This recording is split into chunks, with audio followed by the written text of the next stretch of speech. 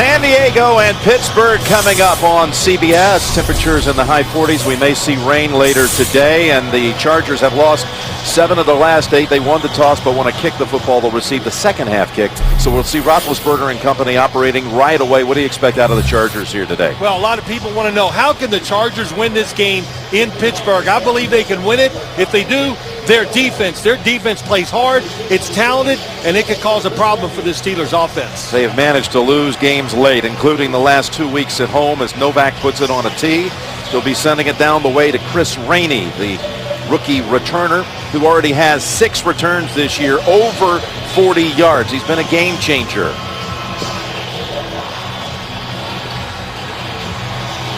So here we go. Meeting for the first time since 2009, these two teams. It'll be a touch back to open things. And here comes Ben Roethlisberger again. Absent the last 3 weeks. He was putting up an MVP-type season before he got injured. But he comes back today with 17 touchdowns, only 4 picks on the season. He's been brilliant. Here's his offensive line. And yes, Cologne is back out there. Cologne starting. He was dressed but did not play last week, which had shifted Pouncey to left guard, and Dwyer is the featured running back for the second straight week. Now they're coming out here, Phil, with 4 wide receivers, including Burris, for this first snap. Probably to get an easy throw for Ben Roethlisberger. Could be a quick throw. And it is indeed over to Wallace. And Wallace sidesteps a hit, and he picks up a quick 10. And you had talked about how Roethlisberger loves to get Wallace active in a game early, and he does it right on the very first play. An impressive defensive front, including Legit, the second-year man from Illinois. Williams had his second pick 6 last week of the season. And then you've got Weddle, the Pro Bowler a year ago, 3 interceptions on the year. And such a force, and by the way, a very good friend of Ben Roethlisberger. They had met at the Pro Bowl, and they stay in touch on a weekly basis. So now they shift back to their base offense with Dwyer lined up behind the quarterback. After that first play, picked up enough for a first down, 10 on the money, and it's Dwyer hit low early, and it was Weddle who came up to make that stick. We just talked about Weddle, no gain. Well, Weddle, you got to talk about him, Jim. He makes a lot of plays in the game, and you block it really well up front that time, but nobody's there to block the safety, and you'll see a lot of that. Corey Lynch and Eric Weddle, number 32, good read. He's sitting right there for the cutback, and he makes the tackle. And they send Wallace to the left and Antonio Brown to the right. David Paulson, an extra tight end. White 80! White is on 2nd and 10. Roethlisberger. And that's going to be ruled an incompletion. And it looked like there was somebody ready to pounce on him from behind. As Roethlisberger, again, the concern today, what will it be like for him the first time he takes a hit? Well, we're waiting to see, too, and he even said to us, hey, he's not real sure, so it's a learning situation. I say this about Ben Roethlisberger today, Jim. You know, it's about getting rid of the football. Don't be courageous. That wasn't a love tap. That'll press that in where that collarbone area is, and either it'll loosen it up or make it start hurting a little. Of course, that comes from a former Raven, Jarrett Johnson, who hit him. First year at San Diego, 3rd and 10, and then on the run, incomplete. Underthrew Wallace. He underthrew him, and one of the reasons he might have done it is the gloves. Now, he said he would wear the gloves if it was just a cold, crisp day like it is. If it rains, he would take them off. But I think that time moving, when he let it go, it stuck to his fingers, and that's why it went in the ground. So an uneventful first series for the Steelers, who had scored on 7 of their first 12 opening drives of the season. Managing only 1 first down. Butler had pressure, no contact. Punt fielded by Spurlock. And he has it all the way to the 41. So a 37-yard punt, 8-yard run back, and now it'll be Phillip Rivers and the Chargers' turn when we come back to Pittsburgh. Big Ben talking with Todd Haley, offensive coordinator, and last week's hero, Charlie Batch, pulled off that remarkable win at the Ravens. First snap for San Diego. It's a running play with Matthews, and he's able to drive the legs for 9, almost 10. Good piece of running there by the third-year back, Ryan Matthews, and here is Phillip Rivers. Again, his offensive line is just decimated. He's thrown 18 touchdowns, 15 picks on the year. They've got 3 different starters from just a week ago. They've had 10 different starters this season on that front 5. Reggie Wells at right tackle joins that list today, his first start. Alexander, what a find at midseason, coming off another 100-yard game last week against the Bengals.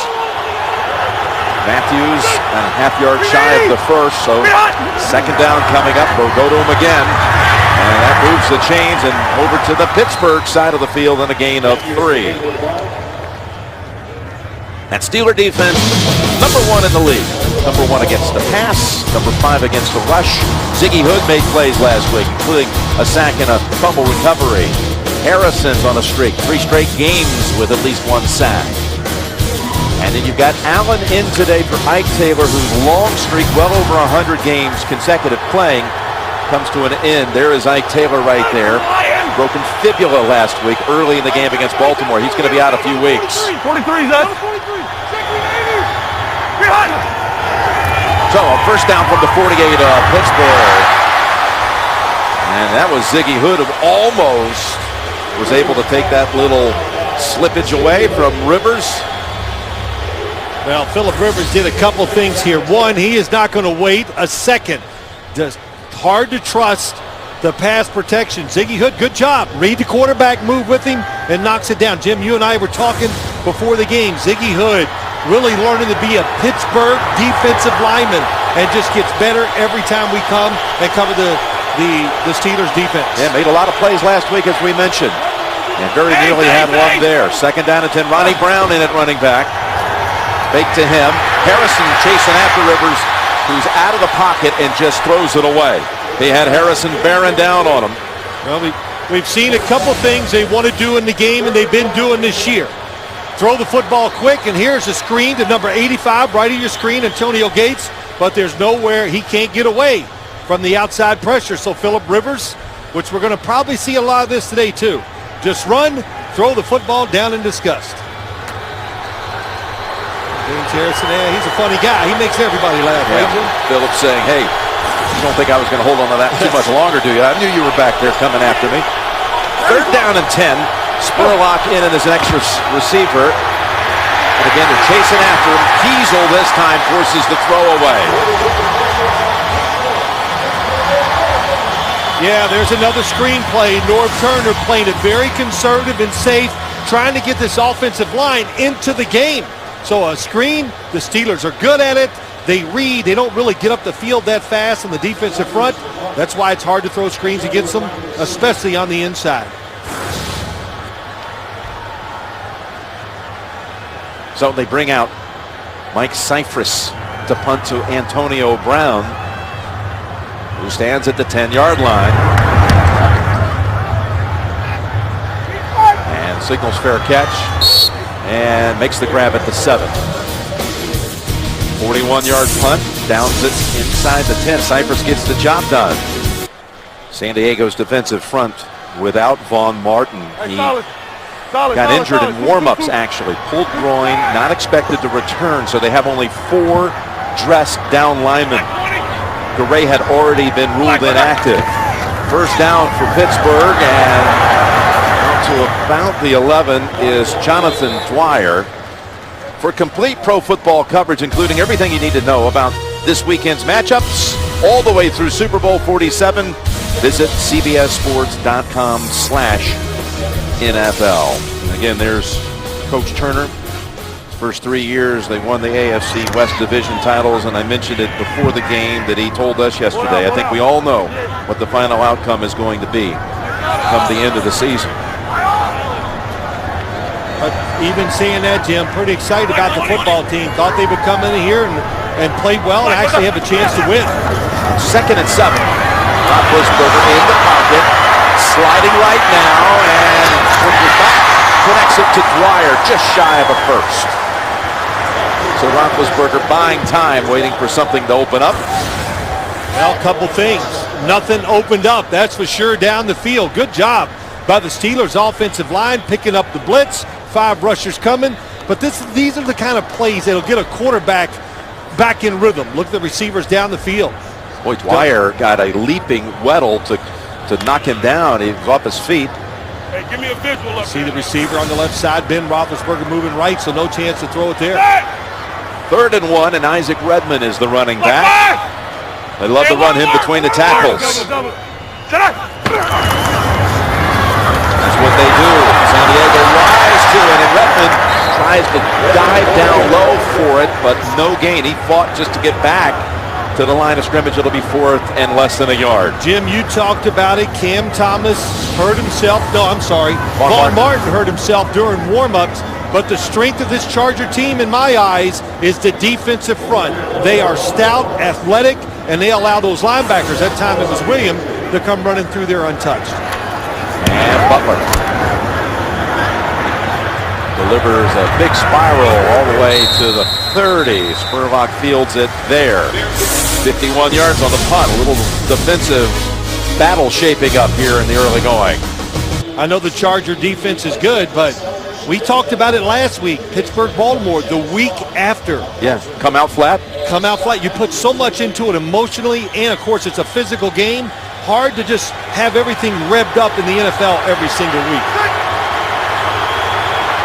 Chargers picked up 1 first down on their opening drive, then had to punt.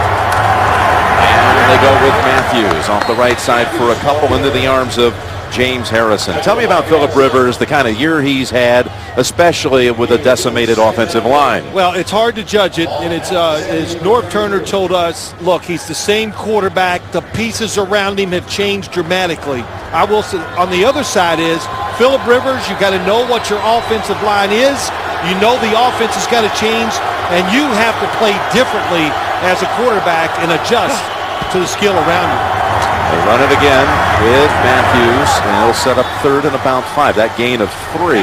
You may have seen it. They've gone 19 straight possessions without an offensive touchdown, and now approaching 7 full quarters without this unit producing a touch. You know, Jim, they've had some long drives. Norv Turner talked about it. And when I watch them play the last 3 weeks, it's like a screen, a run here, something different. He is putting it all together, and it takes them so long to march down the field, but they have a hard time because of lack of talent of punching it in the end zone. Yeah, last week they had to settle for a 19 and a 20-yard field goal. They got close but couldn't convert the touchdown. 35, and Gates has the first down. Antonio Gates, who caught a couple of touchdowns the last time San Diego was on this field back in 2009. Now, the one thing I've noticed about Phillip Rivers, Jim, we noticed it in warm-ups. I've never seen him wear gloves. Maybe he has, but he has them on the day, and I watched him warm up for quite a bit of time, and I'll tell you this, he was digging the gloves because he was snapping the ball and flicking it, and it feels good when you first put them on. You just got to know that every once in a while that football will stick. On first down, Polamalu comes up to help out. Larry Foote holds them only to a yard. You look at the recent opponents, it's kind of been the same opponents, if you will. Kansas City, Cleveland, Baltimore. This is something that actually Norv Turner put on a board for his team this week to say, hey, look, it's not like these scores have been all that different. What he was saying to his football team, we match up with these guys. That was the whole key in what he was saying. A 2nd down and 9. And that graphic really illustrates it, Jim, that they've played the same teams. They both have played them very close. Polamalu had him behind the line, and Matthews scrambled to get back for no gain. Timmons finishes him off. And let's take off to New York in the update from JB. A 46-yard run by Ray Rice. Big play, but... Yes, and Joe Flacco on his first pass of the afternoon. He pump fakes, finds Anquan Bolden in the corner of the end zone. 19-yard touchdown, 7-7. In Landover, Maryland, back to Jim Nance and Phil Simms.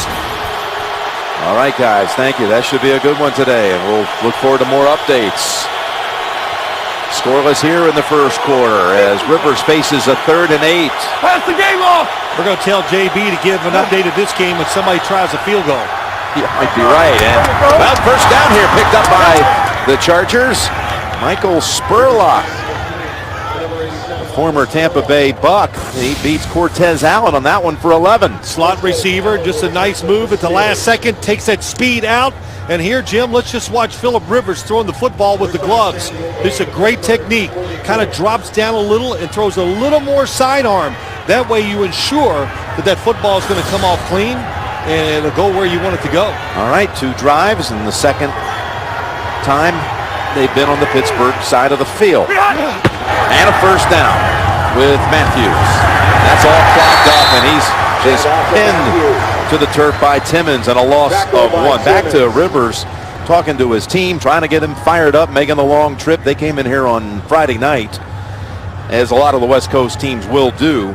He said he told his teammates, hey guys, let's forget about the records, okay? We've got a chance to do something no Charger team has ever done, and that is to win in the regular season at Pittsburgh. 0-14 all-time regular season. Now that gives you some inspiration, no doubt about it. And I'll tell you what, this makeshift offensive line coming out pretty impressive, doing a good job so far. 2nd and 11 as Matthews finds just a tiny crease for a couple. Of course, they've won twice in the postseason all time here, 2 out of 3 times. San Diego, including back in the '94 season when they went to the Super Bowl. They came through Pittsburgh, so they can't beat them in the regular season, or haven't. Here are the 2 times they won in the post. So if you're the coach last night, you tell the guys, the league changed the rules. This is a playoff game. Yeah, right. There you go. So well, Fouts led them to 1, and then the defense made the stop there on that last play. Emil O'Donnell went on to face the 49ers in the Super Bowl. 3rd and 10. Flags are out. Gates is open and he drops it. He had all kinds of separation out there from Ryan Clark. We'll check the flag from Scott Green and crew. Offside, defense, number 43. 5-yard penalty, 3rd down. So they had a free play, and Gates had a good look at it. They had it, and it is good pickup on the blitz again. That time, Phillip Rivers could have stood in the pocket and thrown it. Easy for me to say. You got to go with what you feel, and he just doesn't trust the pass protection yet. But when these receivers for the Chargers are getting these one-on-one chances, they are winning. And they're going to get it right here again.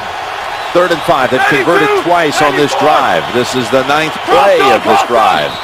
And that's Harrison busting across. Well, I remember coming down here to the Steelers. First year I was ever in this business. Neutral zone infraction, number 92. 5-yard penalty, 1st down. Back-to-back 5-yarders. Give him the first down. What do you remember? Well, I remember just saying to Kevin Green, he was a linebacker here then, Jim, and I said, what's the key to blitzing? And he goes, space it out, don't get in each other's way, and timing. And I'm telling the story because the timing's been awful so far for this Dick LeBeau defense. Again, this defense ranked number 1. LeBeau, his team has been ranked number 1 defensively 5 of his 9 years. And again, it's Harrison holding it to a 1-yard gain. Let's get back to New York for an update. All right, since he has won 4 straight, Dan. And Andy Dalton, his 25th touchdown pass of the year, this little shovel pass to Andrew Hawkins. He scampers in 8 yards for a touchdown, and it's 7-3 Cincinnati. Did they actually give you credit for a pass on that one? Yes, that's an easy one, right? I know Phil Simms would agree. All right, Jim Nance. Now those kind of passes I could.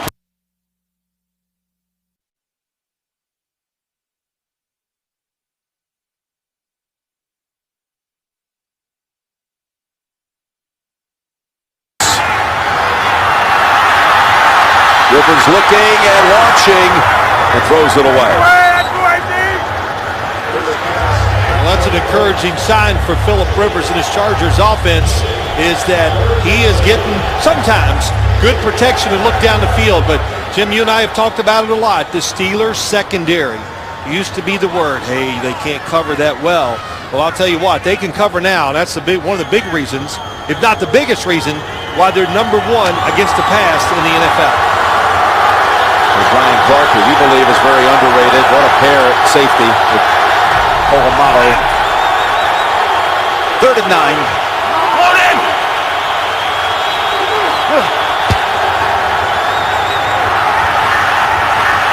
And Rivers over the top. He was looking for Gates.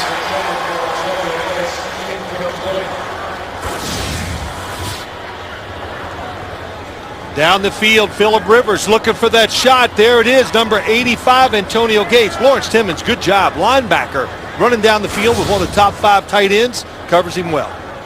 So this will be a 51-yard attempt from Nick Novak, who has 13 out of 15 on the year. The only 2 misses came from outside of 50. There have only been 4 50-yarder in the history of Heinz Field. Novak drilling in, and the kick is good. 51 yards. Novak, the 5th all-time field goal made in an NFL game at Heinz Field. Chargers put points on the board first. Rivers and the Chargers 12-play drive, field goal from Novak from 51, joining Jeff Reed, who twice made field goals from 50. Billy Cundiff and Joe Nedney, the only ones to ever make a field goal from 50 or outside. This is Rainey. And he is tackled at the 22-yard line. Brought down by Chris Barr.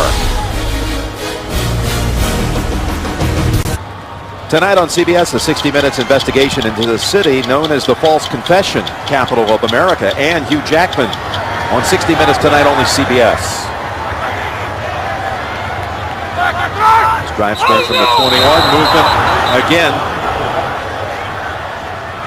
False start. Offense number 74. 5-yard penalty. First down. And the false starts and the encroachments all going against a Pittsburgh team that's coming out a little out of sync right now. Yeah, no doubt. I mean, the word for it is flat, and emotionally just not into it. And they're going to find out, this Charger team, Jim, the scores tell you they're going to battle, they're going to fight. And they're used to playing a lot of low-scoring, close games. 1st and 15 back at the 16.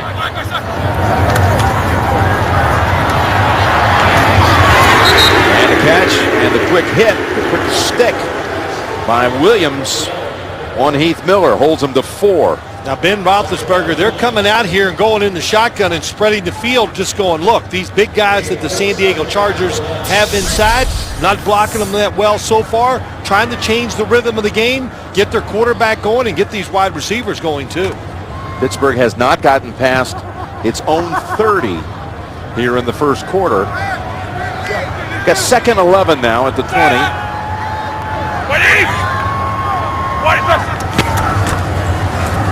And they go into round with Wallace.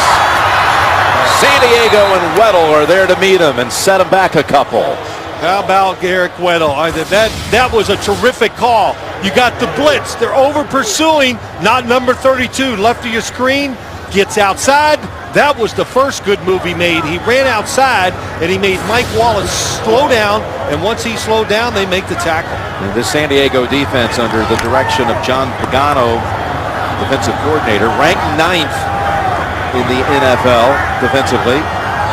What did Eric Weddle tell us yesterday, Jim? We want to win the game on the defensive side. So far, they're getting the ball. 3rd and 12, and Roethlisberger flings in. The ball is caught. Plexico Burress has his first catch in his 2nd stint as a Steeler. How about that? And this is why I think he rounds out this wide receiving core for the Steelers. Ben Roethlisberger knew he was going there the whole way. Looks it off. And what a target to throw to. Throw it up high because he's 6'5", long arms. And we all know Quentin Jammer, good coverage, but you can't hit those receivers across the middle. Last time Burress made a catch for the Steelers was on this field in the 2004 AFC Championship game. It was a touchdown catch against the Patriots. New England went on to win that game. Jammer shaken up on the play, and we'll step aside for a moment. Quentin Jammer injured on that last play, the 18-yard catch by Plexico Burress.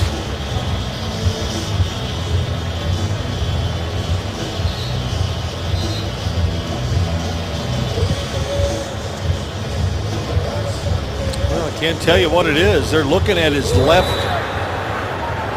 Looks like his left ankle is what they're looking at on the bench. Good coverage, though, that time against Plexico Burrs. The corners for the Chargers have had a solid season, no doubt. On first down, Dwyer driving ahead and then backed up by Gilchrist. Gain of 4. Update time. Back to JB and Coach Cowher. Reggie Wayne has found the fountain of youth, Dan Marino. Oh, Jim, it's Dan Marino, and this is Andrew Luck. He throws a touchdown to Reggie Wayne, 4 yards, 7-7 in Indy. Well, I was trying to be subtle about it, Jim, but there it is. Back to Jim Nance and Phil Simms. I've got my Pittsburgh guys mixed up. Dan Marino, the homegrown Pittsburgh hero here. But that's understandable, Jim. They look alike. Yeah. Bill Cowher. Both of them are on team. 2nd and 6. And Dwyer butts heads. He picks up about a yard. Dwyer just a third-year back out of Georgia Tech, and he's just 23 years old. He's the youngest running back on the whole roster for the Steelers, and for the second straight week getting the start. We come to the end of the first quarter. Chargers lead it 3-0. You're watching the NFL on CBS. Part of the second quarter here in the Steel City. Jim Nance and Phil Simms in the booth right above the 50. 3rd and 4 coming up for the Steelers, who managed 47 yards total offense in that first quarter.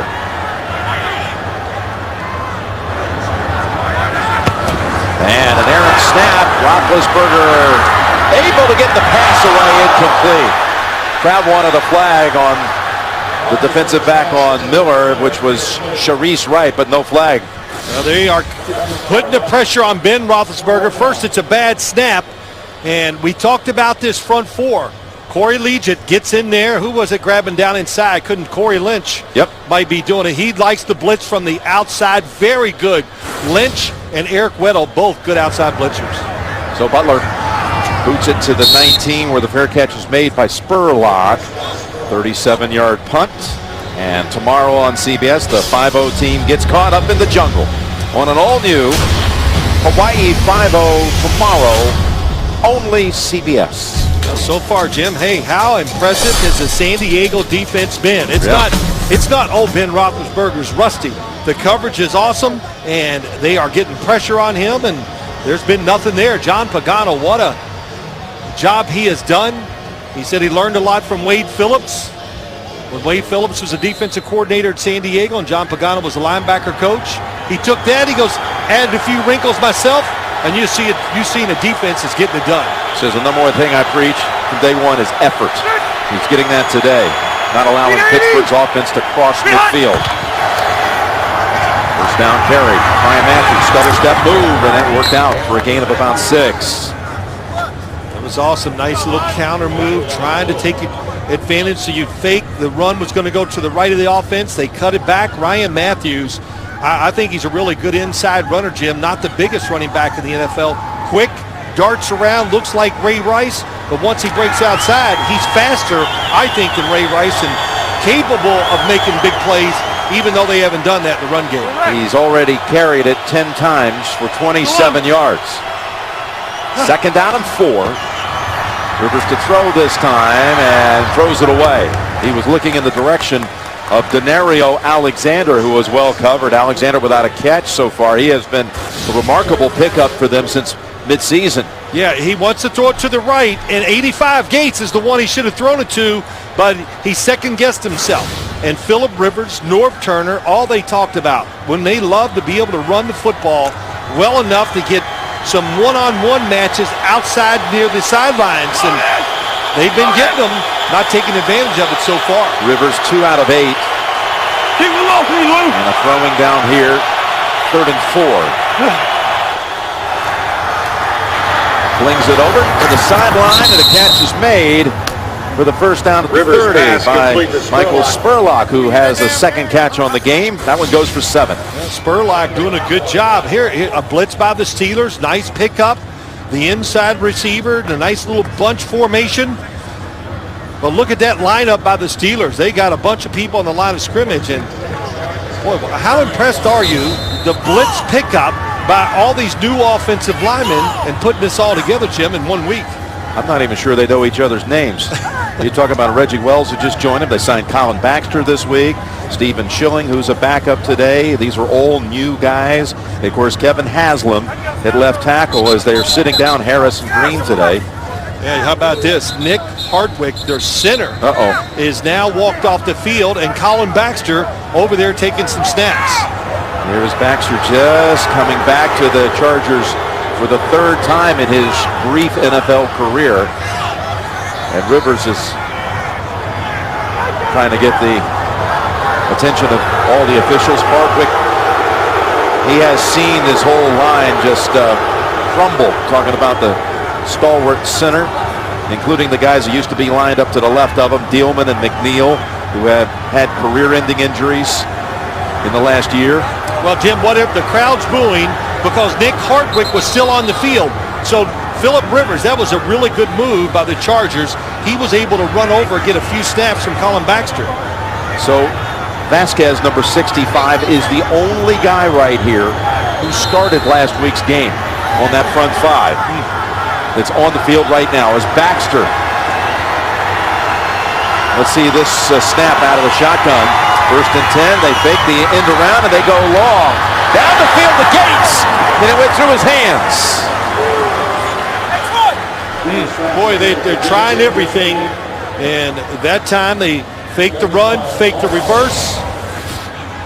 And Troy Polamalu, good recovery, sprints back there, makes Phillip Rivers be a little careful with the throw, and just misses Gates. I watch Antonio Gates, though. He still runs a lot of good routes towards the sideline. If I was a defensive back, it seems like about 75-80% of the time, he's going outside, not inside across the field. Got one catch. He's been targeted 3 other times, and a couple of them could have been big gainers. 2nd and 10. Across the middle, and that's wide at Gates that time.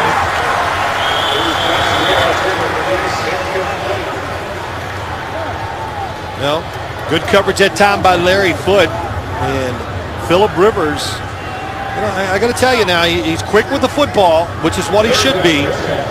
And Jim, and all the times I've watched him leading up to this game, I don't blame him for being quick with the football. He's taken more hits this year than I've ever seen him take by far. Yep, he's been sacked 36 times.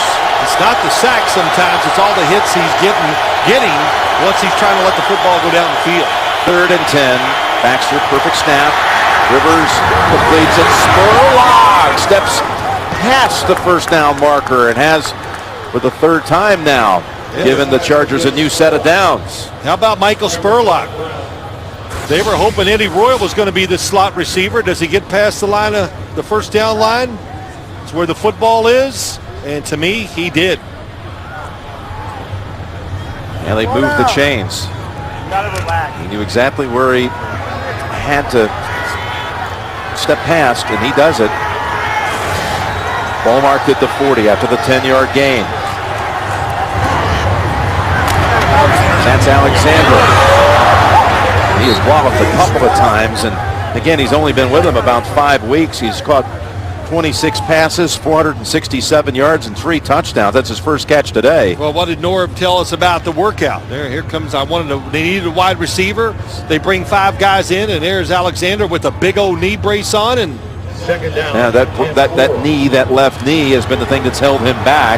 He led the NCAA his senior year at Missouri in receiving with 113 catches, but has had 5 surgeries on that left knee. Stepped out of a shoe on that catch. 2nd down and 4. And that's Floyd. Denied the first down by Keenan Lewis, who holds him to 2. Well, it's the reason why this defense is one of the best in the NFL. They can cover and they can tackle. And very seldom do you see somebody miss a tackle and a lot of extra yards gained after that. Phillip Rivers, it was a run play to the right. He thought the coverage was far enough off. That's why he threw it out to Malcolm Floyd. But how about that form tackling? Get your arms around the legs, grab them, and take them down. Jackie Battle is the running back here on 3rd and short. 3rd and a short 2, in fact. And Battle never had a chance. Hampton down low. And a whole host of Steelers add to the pile to stop him. Oh, man, and Phillip Rivers went running off the field, and he was, of course, upset. I don't like their chances of just lining up with Jackie Battle and thinking in a situation like that, where the Steelers are going to play run and think you're going to get 2 yards on this defensive front. Look at Casey Hampton, 98. He ruined it right away. Yep. He just blew it all up. Yep. Casey Hampton still making all these plays in his 12th year out of Texas. And Cypress trying to pin him for the second time inside the 10. Hits at the 10, and it's covered up. That was Stuckey down there covering it. First touched it at the 8-yard line. 44-yard punt. Chargers 3-0.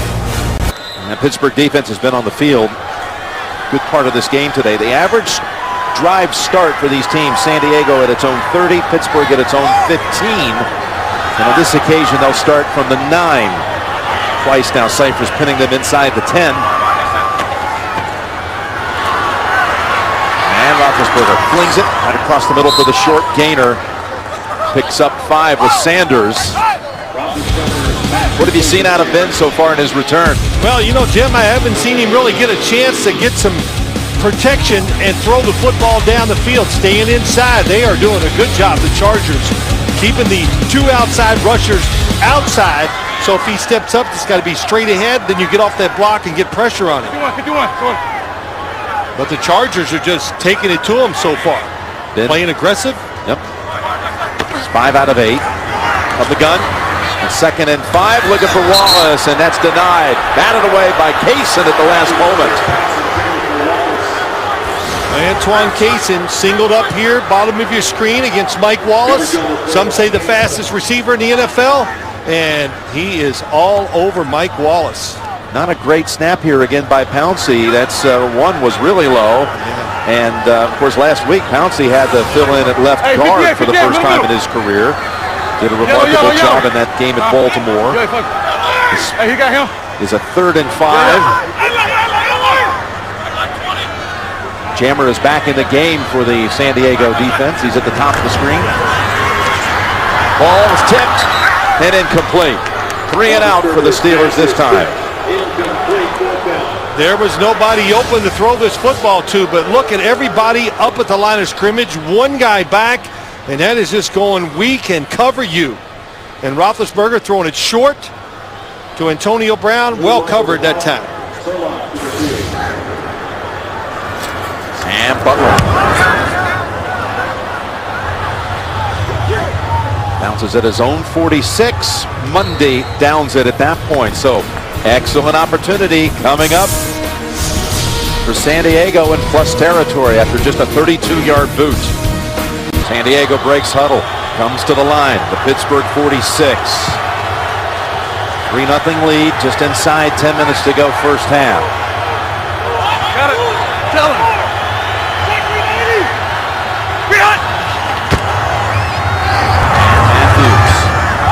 They work the middle for about a yard. They do have Hardwick back in. He was shaken up on the last series, their center, in his 9th year from Purdue.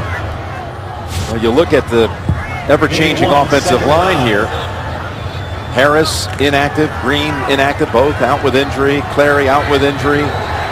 Vasquez right where he was last week. We've already seen Hardwick miss some snaps. 2nd down and 9.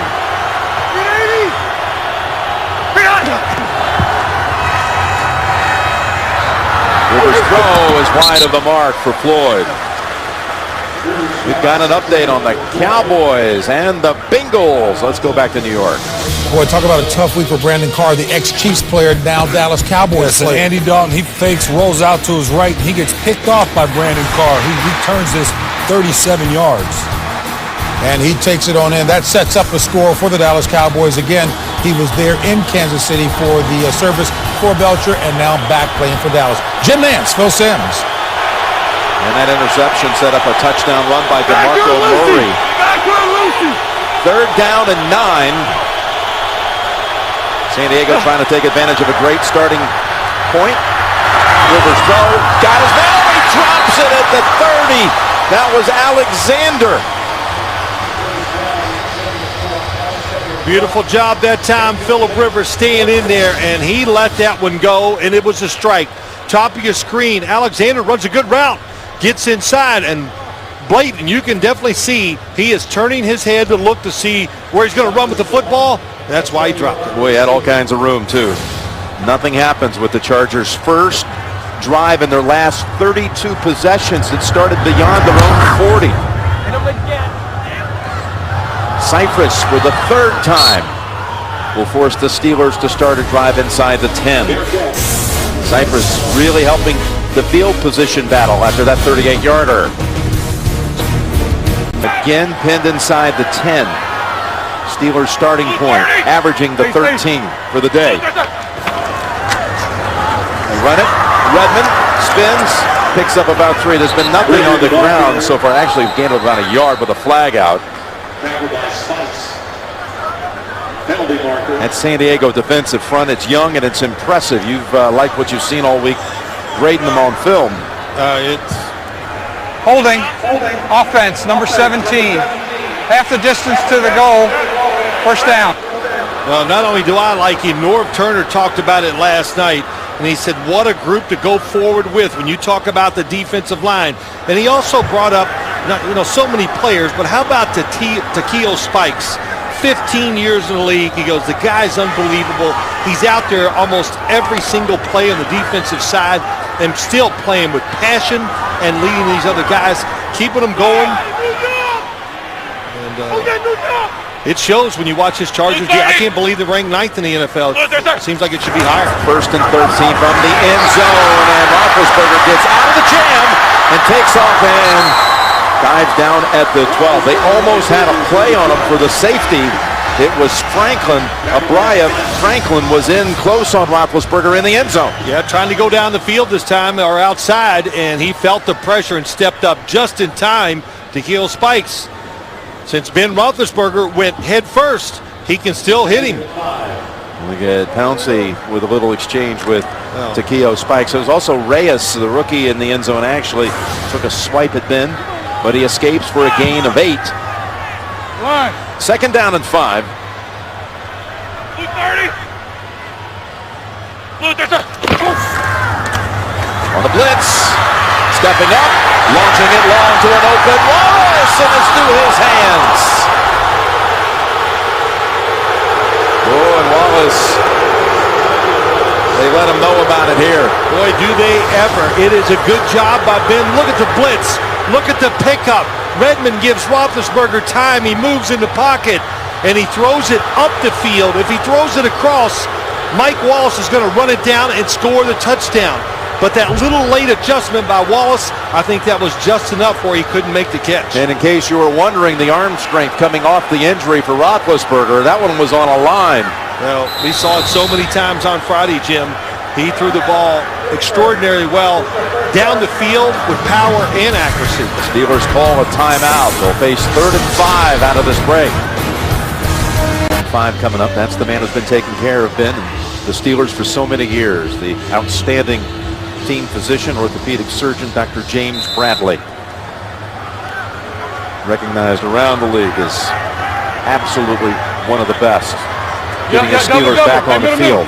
His quarterback now faces a 3rd and 5. Middle. From the 12-yard line. They got in on Roethlisberger. He took a vicious hit.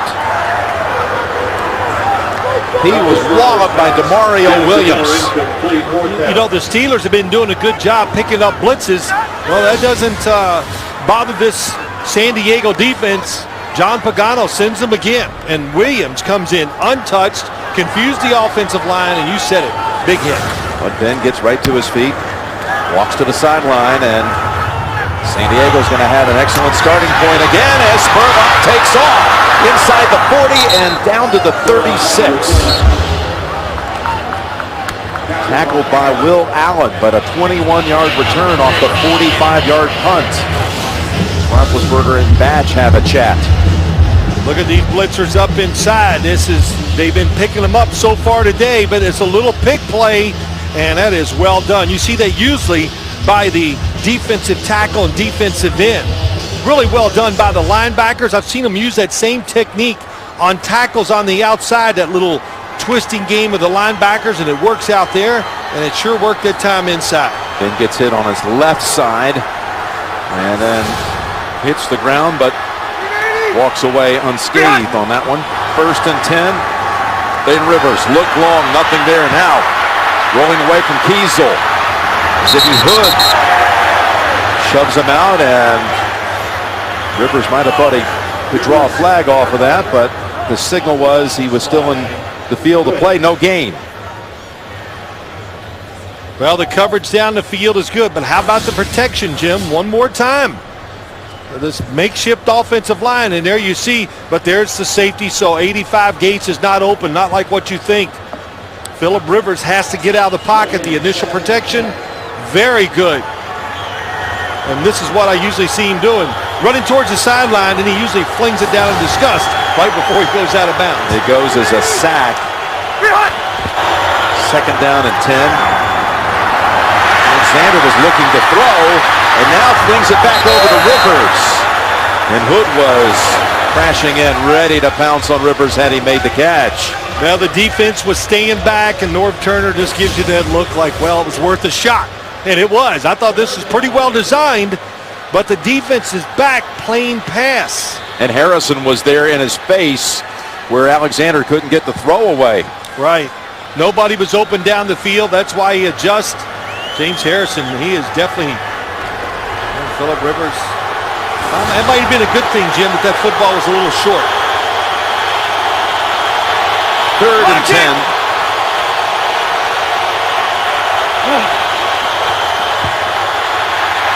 Rivers walks it, and a catch might have been made. No, they say incomplete. It was Alexander with a second drop. Keenan Lewis was tangled up with him, and then Polamalu was in the area ready to pick up the fumble had it been ruled one. How many times over the years have we seen this type of play from the San Diego offense? In other words, an in cut by a big, tall receiver and jumping up and making the catch. What a good job by Keenan Lewis. How about that? Any question that was incomplete? Yes, it was definitely incomplete. So no challenge. And Cypress' punt is caught by his own man. Who else but Spurlock, who's had a very active day. I'll tell you, Cypress might be the first half MVP. Nobody knows the game like a quarterback. Break down all the NFL action on the NFL Monday QB. Monday at 6:30 Eastern. Only on CBS Sports Network, the 24-hour home of CBS Sports. And talking about QBs, here's a little well, we're talking about two of the best in the NFL. Look at those numbers. 42 yards each. So 6 of 17 by Phillip Rivers. A couple big drops. Yeah, they had the same for Ben, too. Yeah, well, they've had 2 straight drives start in Pittsburgh territory, and both of them were 3 and outs.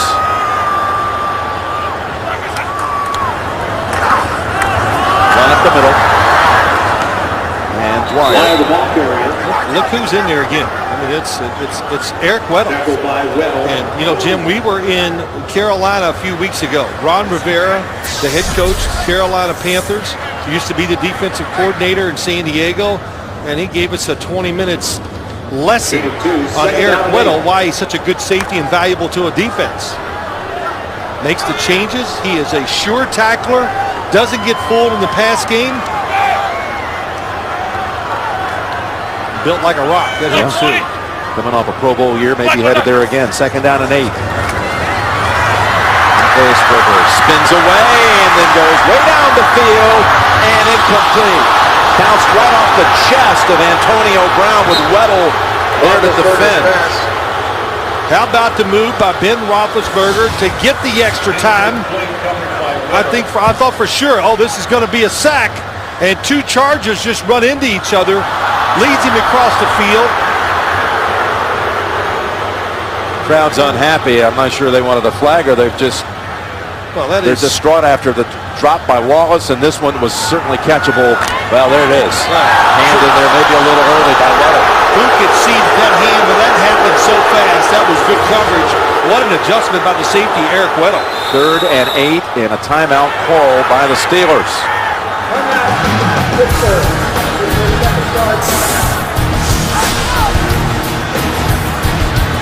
Willie Colon is on the bench. He's been battling a knee injury. And you see the spin move by Big Ben. Oh, he's going to go down, but Jared Johnson and Sean Phillips did run into each other. So they got a shift on the line here, Phil. Yeah, look at it. Number 53, Marquise Pouncey at left guard, and Legursky in at center. 3rd and 8. Again, a big play for the San Diego defense, trying to win the battle of field position. And they're going to have Gilchrist wrapping them up for a sack at the 5-yard line. This kid here, Marcus Gilchrist, in his 2nd year from Clemson. You've been impressed by what you've seen, and he gets a sack this time. Let's just cover all the bases here. I like about everybody on this San Diego defense, and I love the scheme. And they just keep giving you different looks, and that's the difference. They talk about it. It's strategy.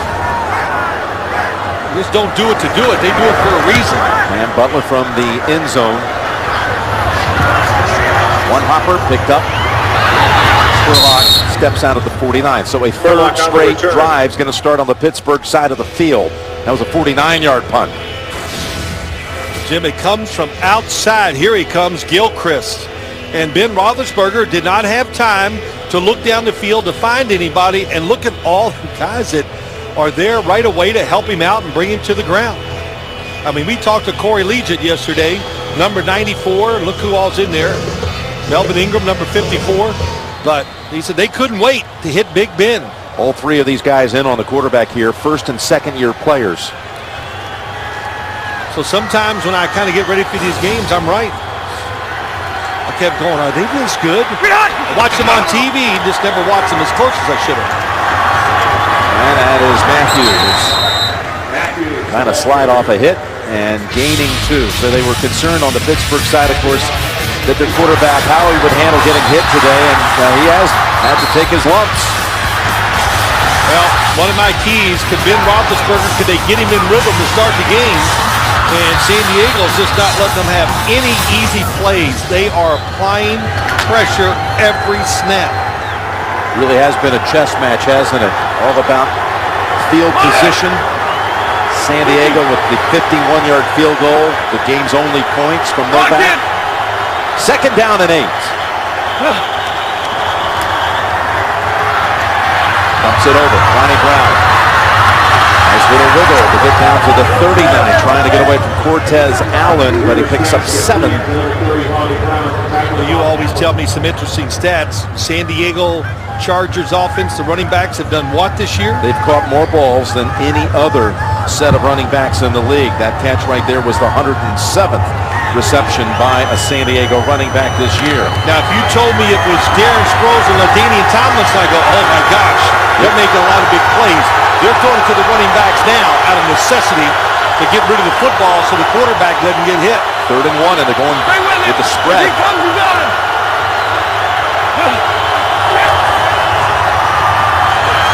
Rivers goes long. Man is open. Alexander has it this time. There is a flag on the field. Will the touchdown hold up? I think it will. It's a double move. The Chargers love big plays. That's what it's about. Winning, you need big plays. Illegal contact, number 31 defense, penalty is declined, touchdown. 39 yards. Denario Alexander, whose first ever NFL touchdown was a 38-yarder against the Chargers back in 2010 when he played for the Rams. How about that move? The little stutter, and Curtis Brown is coming forward so fast that he saw it. He knew his beat, tried to reach out and stop it, couldn't do it. Came on a 3rd and 1 play, Phil. How about that? Alexander, who had a couple of drops earlier in this game with a beautiful grab on that occasion. And here's Novak to make it 10-0. All that field positioning back and forth, exchange of punts. It finally pays off for the San Diego side. Rivers has his first touchdown in 93 passes. Top of the screen, here's Alexander. There's Curtis Brown. Let's just watch the play. 3rd and short. So you're thinking, hey, they want to get the first down. Curtis Brown sees the move. Oh my gosh, he comes forward so fast he can't even get his right arm out to stop it. Nice throw by Phillip Rivers, and Alexander, a couple little questionable drops maybe, but he makes up for it here, doesn't he? Nice turn and catches it right in stride for the touchdown. Then when you watch guys on TV, I get one perception, but you see this Alexander in person, Jim, you can see he is tall and can cover some ground fast, and how about that? Yeah, you can get up too. Kind of reminds me of when we played basketball, what you were doing. Yeah, right over you. Yeah, right over you. That's right. Fourth touchdown. And how about the offensive unit finally getting to the end zone? It had been 7+ quarters, nearly 8 quarters since the Chargers offense had produced a touchdown. Well, they've been trying to be careful. He's been looking for the shots. We saw the trick play where they threw it behind the line of scrimmage trying to get a touchdown. But Norv Turner, his calling card is he looks for big plays on the offensive side in the passing game. He says you need them to win. You can keep games close, but you need big plays to win. So he finally called one right on the right time, and they took advantage of it. Oh, Novak. This will be returned by Rainey. Steps up to the 5 to take it. Shifts and gets away. Here he goes again. The rookie from Florida. He is some returner. That's a 34-yard run back, zigging and zagging, and finally setting up Pittsburgh with a good starting point. Somebody's got to wake the team up, and this is a good way to do it. Special teams, it's such a big part in the NFL. How about it all the way, cuts back all the way back across the field, and he gives them some explosion on this special team side, and nice job of not falling here and picking up another 15 yards afterwards. It was Weddle who he was able to get away from. And finally, the Steelers are not backed up against their own end zone. They have not picked up a first down in this entire quarter.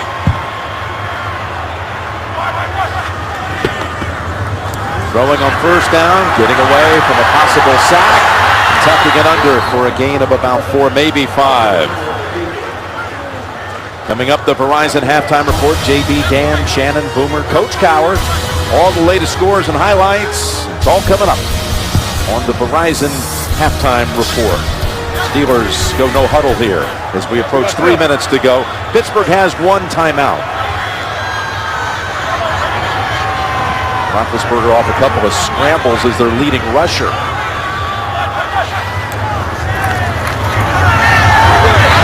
Dwyer. And he steps out about a yard shy of the first. Picks up 4. Might be the first time I've seen all day where the San Diego defense just said, okay, we're going to play normal. In other words, they didn't blitz anybody. Well, they did have Franklin, a nose tackle, dropping out in coverage, but the safeties were back, and Roethlisberger got an easy completion. Still looking across midfield for the first time today. First, though, they got to get the 1 yard to move the chains. Trying to get it to Dwyer.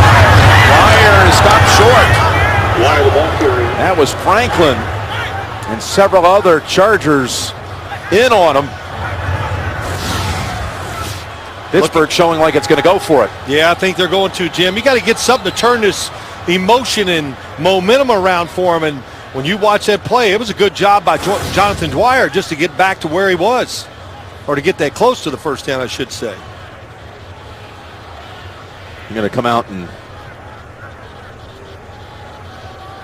check it with the chains, and now receiving word that Willie Colon, with that knee injury, is doubtful to return. It's a big decision here, Jim. 4th down, and it's about a good solid half yard. What would you do here? Whoa. I would punt it. I would. What have you done on the offensive side that gives you confidence that you can get this done here? It's 10-0. You've done nothing. Why not just punt it, see what happens? You still might get the football right back where you got it now if you can stop that Chargers offense in 3 plays. Now Ben's come over to the sideline. He's going to maximize the 2-minute break. They don't need to snap it before then. Well, we know the answer. Yeah. Let's go, says Tomlin. They need to get something going. Down 10-0. Steelers about to go for it. 4th and a foot. They have not managed to run the football today. 13 of the 25 rushing yards, scramble yards by Roethlisberger. Huge play right here at the 2-minute mark. Be alert for the quick snap. Run it. Redmond denied every step of the way. Chargers come up. This is going to be about the mark because there was a lot of movement. He did fall forward. Oh, they come in, Jim. No, it looks short. I never even thought he got back to the line. I didn't either, but that was Cam Thomas in the bottom of that pile. How about that? And you and I were talking, didn't have time to go over it, but why I wouldn't go for it here, because I think you could lose the game. You could lose the game right here. John Pagano cheering on his defense. Oh, he should. Oh, yeah, that's a good shot. Definitely shot. Look at that sideline of San Diego. So much for a team that was not going to come in and have any emotion because of what was said about the head coach not being there. John Pagano. Look at Pagano, whose brother Chuck, of course, the Indianapolis head coach, who was the former defensive coordinator with the Ravens and accustomed to many matchups against the Steelers. You got 94. 1st and 10, and again they start on the Pittsburgh side of the field. Handoff. Nothing there for Ronnie Brown. 4th straight drive on this side of the field. They have all 3 timeouts remaining. Well, you know, look, let's go from the Pittsburgh side of this. Why they go for it? They got to put the pressure on their defense too, saying we can stop them. They've done it many times today.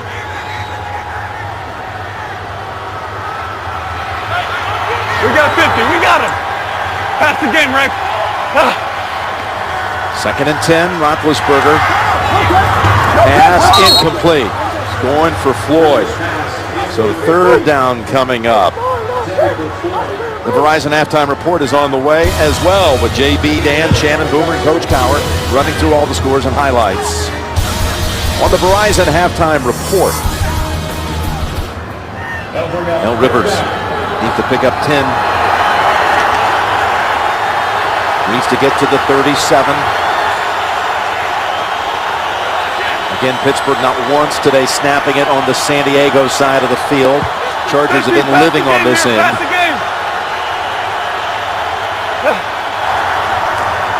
Got the protection. Got the man open and has the 1st down as well as Spurlock goes out of bounds with it at the 35-yard line. How about Spurlock? What a first half he has had. He might be the offensive star. But again, good pass protection. Spurlock beats Cortez Allen across the field and gets the 1st down. That's another one. They love that. When they think they're going to get tight man-to-man coverage, the receivers cross each other at the line of scrimmage. Very difficult for defensive backs to keep close coverage in those kind of situations. All 4 of Spurlock's catches 3rd down conversions. Even. The 12 on that one. 1:16 to go on 1st down. Rivers. Gates is there. This time he makes the catch. Off the rebound at the 21. Picks up 14. Well, that time he hadn't come up with a couple today. I know there have been tough catches, and that was a tough catch. Antonio Gates gets it done. Rivers under heavy pressure that time still makes the throw. And Antonio Gates, he's sneaky. I mean, you know, it's not the same guy maybe he was 5 years ago, but he's still really good. And he likes to sneak up the field about half speed. And right before the break, he just takes off. Hard for defensive backs to stay with him. And 1st down with 1:09 to go and all 3 timeouts.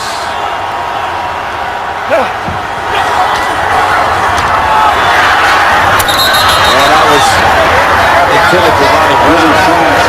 Got tangled up with Larry Foote. James Harrison was putting pressure on Rivers. James Harrison, 92, top of the screen coming in, and Phillip Rivers knew it. That clock you hear about the quarterbacks always have in the head, it's knowing your personnel and everything, and that clock he has, it better be quick. And it has been, and he's done a really good job of managing himself and the team under man going against the Steeler defense. 2nd down and 10. Backyard man.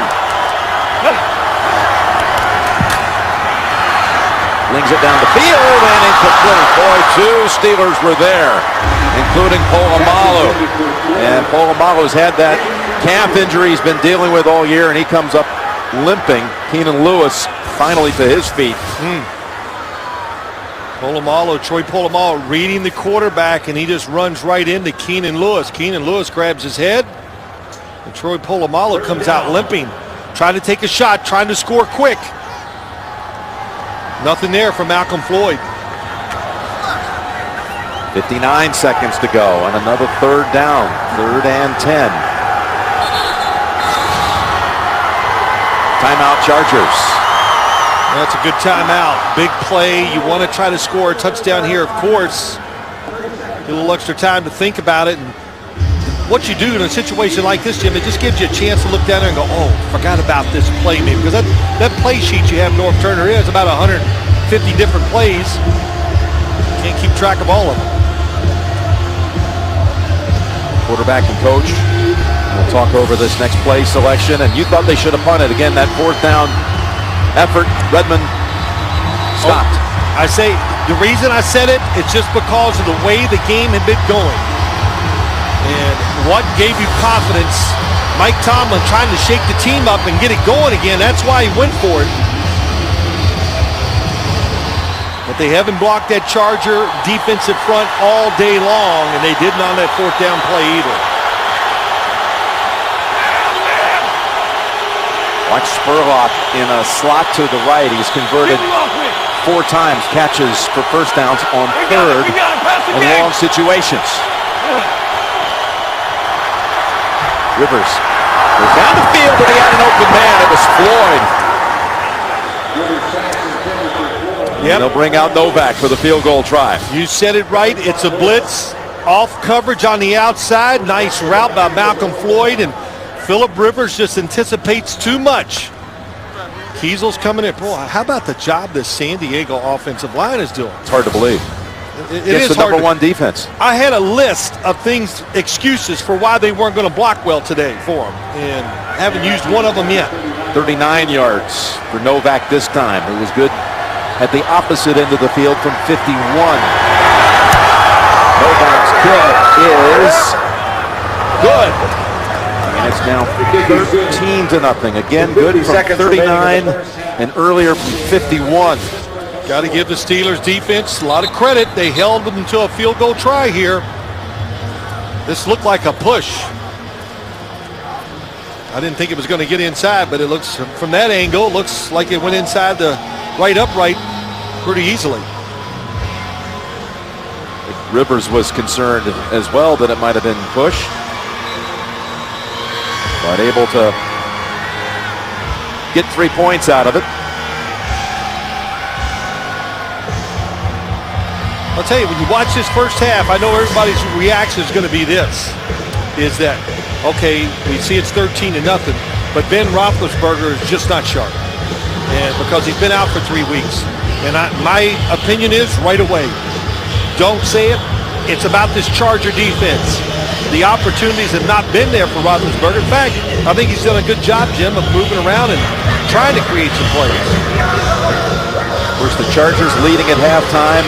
As the San Diego audience knows so well, this is nothing unusual. Although this one is unexpected on the road at Pittsburgh. If games were only 30 minutes long, they'd be 9-3 this year. Rainey. Oh, he is wrestled down. What a play by Jackie Battle. So he prevents Pittsburgh from getting a little hope here off the return to do something with still time on the clock. Now they may have to rethink the strategy. And remember, Chargers won the coin toss and will receive the deferred and will receive the second half kick. If I was the Steelers, I'd take a knee and brace myself for the tongue lashing that is coming at halftime from Mike Tomlin. Well, he's going to set him up in a shotgun here. We do have 1 timeout. Got to be super careful. Operating from the 10. The sideline to Antonio Brown and a catch. And that will be only the 3rd first down today for Pittsburgh. That was some catch by Antonio Brown. Did he get his feet down? We're a long way away. Inside of 2 minutes. They'll review it upstairs in 2. Oh, Yeah, that he was dragged easy. it. He dragged it beautifully. Beautiful job is right. First down of this quarter. Number 3 overall.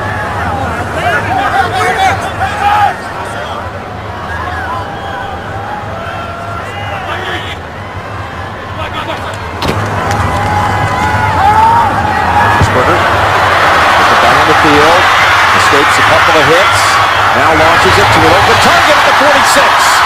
It's Emmanuel Sanders, and finally Pittsburgh is on the San Diego side of the field, and a timeout with 26 seconds. 31 yards. What a job by Ben Roethlisberger. Is he moving around well or not? We talked about it, Jim, in the opening, and we watched him in practice on Friday. How quick he looked. His legs look so fresh, and he is showing it today. And just, well, that little shuffle to the side, this is incredible. And then finding Sanders, well, that's why you give him a chance. The guy's done it for him so many times. I'm sitting there saying kneel on it. They actually put a couple of seconds back on the clock, so 28 seconds and no timeouts. Yeah, but you could, Mike Tomlin has said it to us many times. He trusts number 7. There's no reason not to. So the first snap of the day for the Steelers from the San Diego side of the field. They brought in Chris Rainey. He's to the left of Roethlisberger. There's a beautiful long ball down the field. Was there contact? They rule it incomplete. Looking for Wallace. And Jammer was the defender. Well, the Steelers are taking advantage of the fact that this Chargers defense now is sitting back a little. So there's Mike Wallace going down the field, and there is nothing there. That is a good no call.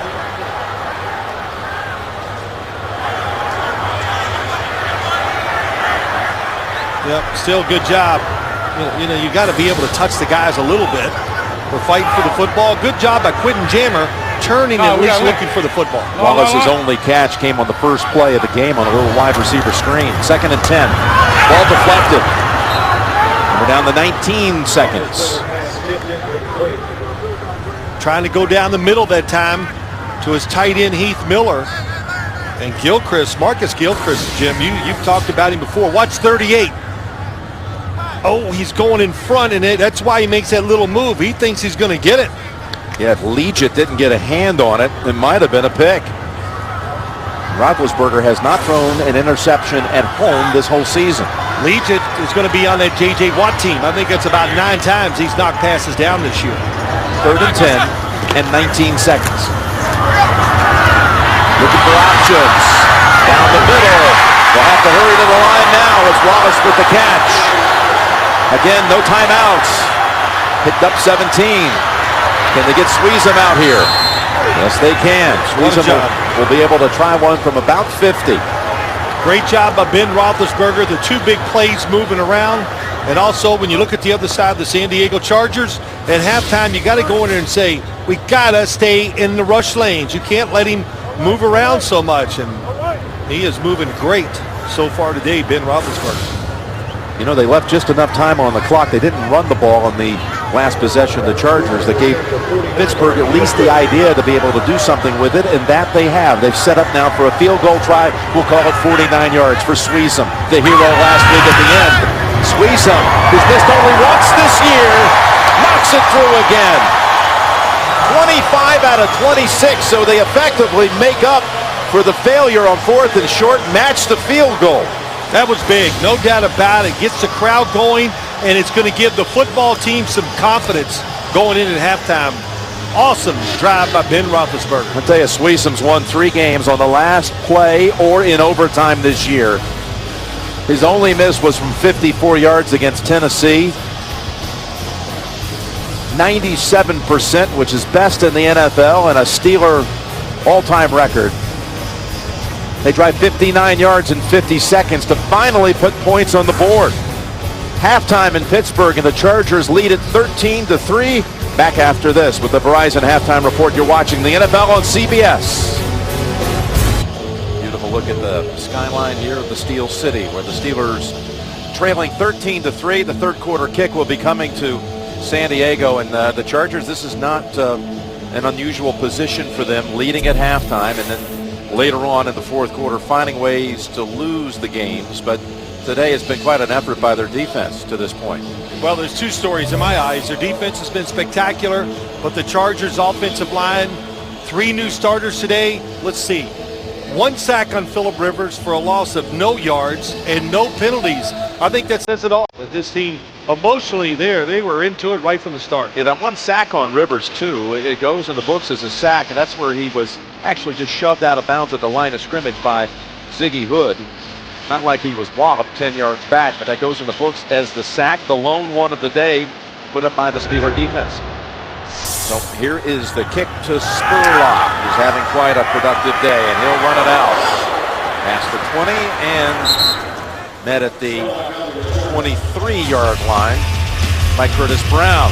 Rivers 10 out of 25 and Roethlisberger 9 out of 20. A very rare occurrence here where both quarterbacks are under 50%. But a big field goal right before the half by the Steelers to at least manage some points before halftime. Yeah, always going in at halftime like that, Jim, just emotionally, maybe it woke the team up. The defense, you got to admit, for all the times the Chargers started in Steeler territory, the defense played well in the first half against this Chargers offense. Roethlisberger taken 11th out of the 04 draft. Rivers the 4th selection. That very same year, it's Matthews with Timmons on him right away, holding him to just a yard. Yeah, Lawrence Timmons grabbed him and just pulled him to the ground, and Matthews slow to get up. But Lawrence Timmons, Chargers mentioned his name a few times. Hey, 94 is really playing well and just been terrific in the run game, flowing across the field, making tackles. And he's big and tall, so it makes it tough to throw over him, too, when you try to go down the field to the tight end. This Pittsburgh defense that shut out the Ravens last week in the fourth quarter came up with some big plays. Maybe they'll come up with one today, as here it's Alexander. A wide receiver screen, picking up 8. It'll be 3rd and 1. Wide receiver screens, it's all about the left tackle. That Steel Curtain defense again. Number 1 against the pass, number 1 overall, number 5 against the run. And they also don't give up the big play, the fewest in the league of 20 yards or more. But it's 3rd down, 3rd and a long 1 to go. They were rocking! Squeeze him! Dookie!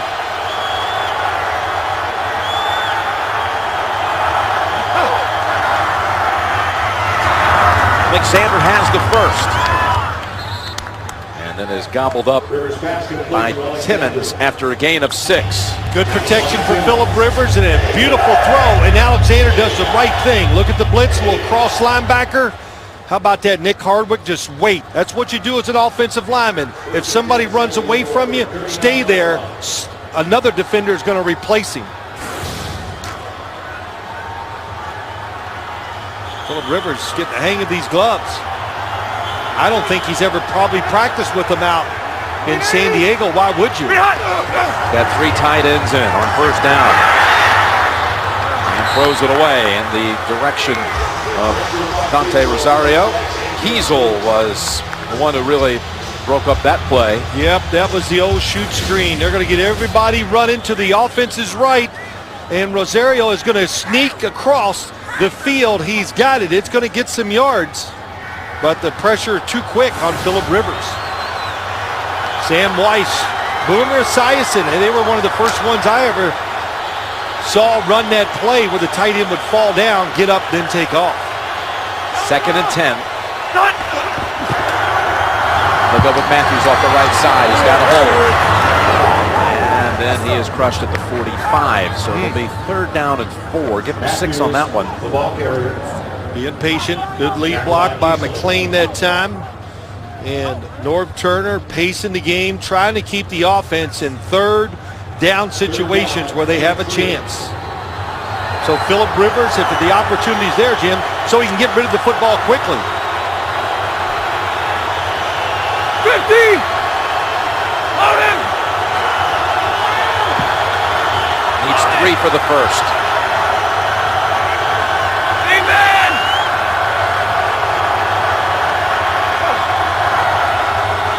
third down. He's got an open man. He's got another first. Another conversion on third down to Spurlock for the 5th time today. Phillip Rivers told us about the slot receiver before he got hurt, Eddie Royal. Spurlock coming in and just doing a tremendous job today. And what did he say, Jim? During the offseason, Eddie Royal was so good that he thought, my gosh, this is going to change our whole offense. Good protection that time. Haslam against James Harrison gets it done. Yeah, back in May, he said, I kept calling home saying, it's going to be unbelievable this year. Yeah. But they can't keep Royal healthy. 1st and 10, Jackie Battle out of the University of Houston. Plunges ahead for a couple. Right into the arms of Worlds. When you have an offense that's like this for the San Diego Chargers, and you got a makeshift offensive line, unfortunately last year we did a Chargers game right in Chicago where it was almost the same situation.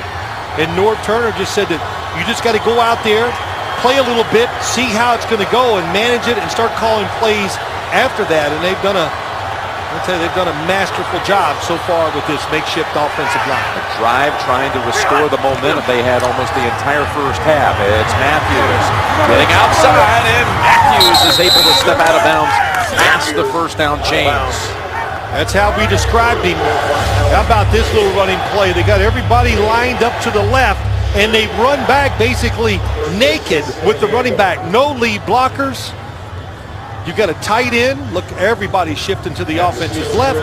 Let's run it right, and then it's up to Ryan Matthews to beat Cortez Allen around the corner and get the first down. Get Cortez Allen in today for Ike Taylor. What have you thought of that? Well, I like Cortez Allen. I like him. He's a good cover man down the field. Taylor out with a leg injury for a few weeks. They fake left, look right, and then just throw it away. That was in the direction of McLean. That was a throwaway by Phillip Rivers. You know, you hear me say it all the time, Jim.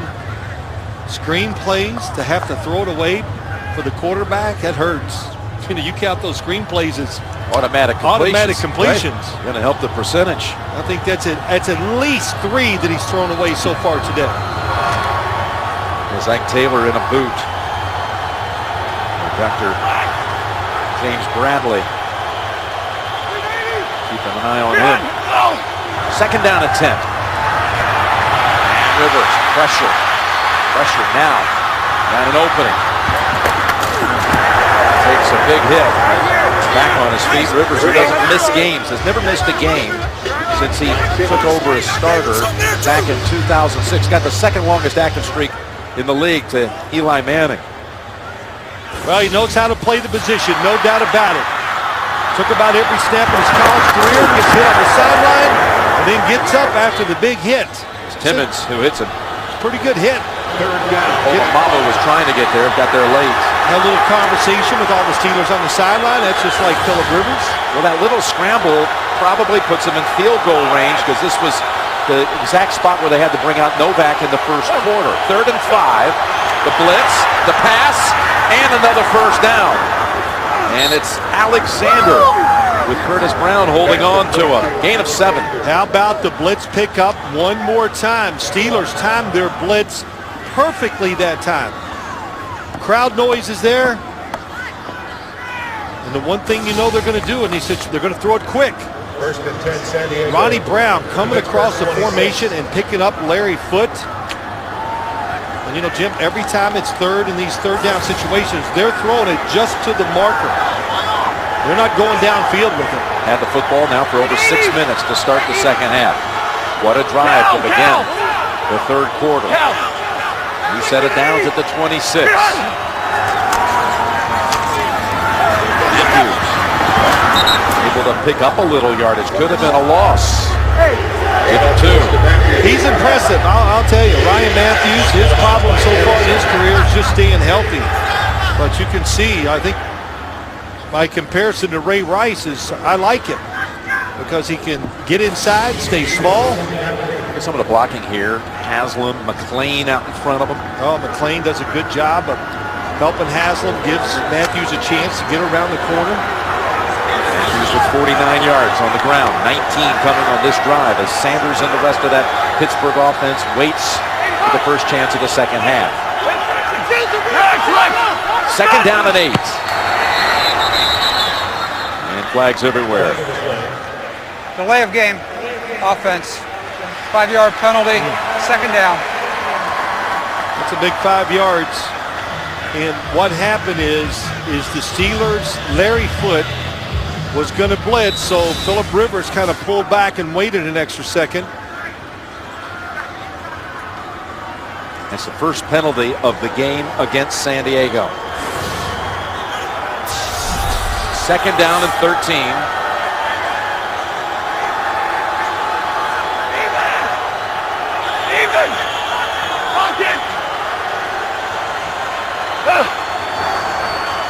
Another blitz. Down the field and incomplete. That was thrown to Floyd. 3rd and 13 on the way. Well, it was interesting, too. When we were talking to Phillip Rivers yesterday, and it really caught my attention, Jim. What did he say? He looked back to 2006. Oh, yeah. And every time 2010, I think they played, or 2009. Yep. And he goes, it's unbelievable. It's the same guys still on their defense. He was in awe of the way that they mold the team at Pittsburgh. They have that consistency. They keep these players. And he goes, they're playing the same defenses too. 3rd and 13 to go ground. They go to Ronnie Brown, who high steps it for a first. And they caught the Steelers on that one on 3rd and 13. They sure did. The blocking was tremendous. And they're calling this not really to pick up the first down. They just want to get in field goal range. But look at the blocks. Had not up front. Hardwick gets a good block, opens it up. Randy McMichael to the outside. And Polamalu's hit right there. Yeah, the knee. Sends Brown limping to the bench. That was not 4th and 29 exactly, but it was 3rd and 13 on the road for this Chargers team, and a conversion. Picks up 17. Matthews fights with foot on his back for 2. The Chargers, as far as getting it in the end zone, running the football, been since week 5 at New Orleans when Ryan Matthews scored from 13 yards out. So entering this game, 7 games since the Chargers last rushed for a touchdown. I want to go back to Ronnie Brown. He is having a good, solid year as a backup to Ryan Matthews. A little rebirth in his career. They've had 45 yards rushing on this drive after 29 on the ground the whole first half. 2nd and 8. And it's Matthews. Matthews up ahead. Within about a yard of the first. Matthews up the middle. And now they've kept the football for 9 minutes. It's unbelievable. And I'll tell you what they've done. They've taken the Steelers, who are getting a little impatient, overplaying. That's what they've done the last couple runs, and that's why that draw play is picking up big yards up the middle. Starting to rain here at Heinz Field. The weatherman was right Third on it. down. He said second half. Second half it's going to rain. And yep. 4 times on this drive, the Chargers have faced third down. They've converted every time. 3rd and 1. Go up top, lob it, Floyd's got it for the touchdown. What a drive. What a statement by San Diego. 9 minutes and 32 seconds down the field for the touchdown. Simple play, bring the guy in motion. The defender's thinking he's got to back off for one thing. That's what happens. And then you got to worry about Malcolm Floyd going across the field, and Keenan Lewis cannot recover to knock it down. Phillip Rivers, second touchdown pass of the game. Gives him 20 on the season for a 7th straight year. That becomes the franchise record. He had shared it with Dan Fouts with 6 years of 20 touchdowns. Got the record alone after this one on 3rd down to Floyd, and look at the reaction from Rivers.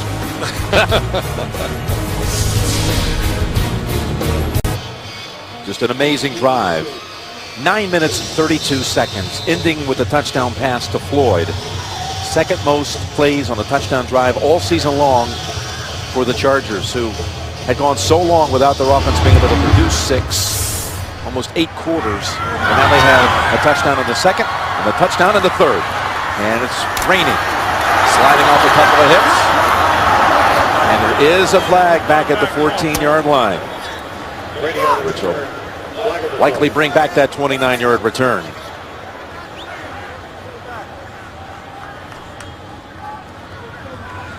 During the return, holding, receiving team number 97. Half the distance to the goal. First down. Boy, talk about backs to the wall again. Rivers lofts it to Floyd to go up 17. Hanson Phil Simms back here in Pittsburgh. Okay. Can't beat styling. I like the styling. Some styling points at last. Here's the pass off the back, and that's going to be ruled. I thought it was a pass that looks like on the field. They're still not sure. They didn't call it. That's why they let the play. When they ruled a touchdown. Let the play continue. Jammer has it. It was off the back of one of the Steelers. He was trying to throw it over to Antonio Brown. Was this ball moving forward at all? I thought it was.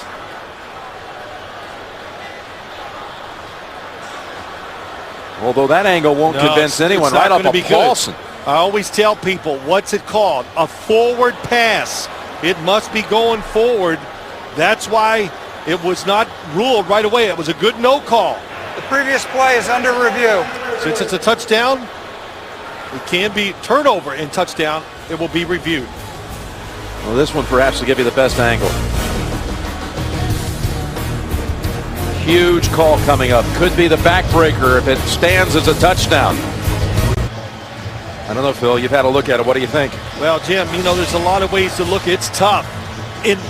Really, I believe it goes forward about a foot. But is that going to be enough to overturn it? It's so close. Jared Johnson really makes the play, pushes Paulson backward. After reviewing the play, the ruling on the field stands. Wow.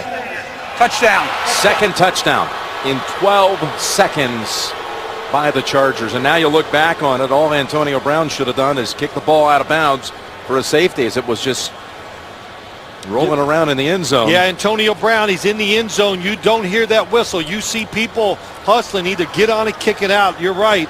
And that was a great job by the officials, Jim. They let the play continue. That's what they're taught to do. And the the Chargers took advantage of it. Just not enough evidence to overturn it. That's exactly right. And Novak adds the extra point.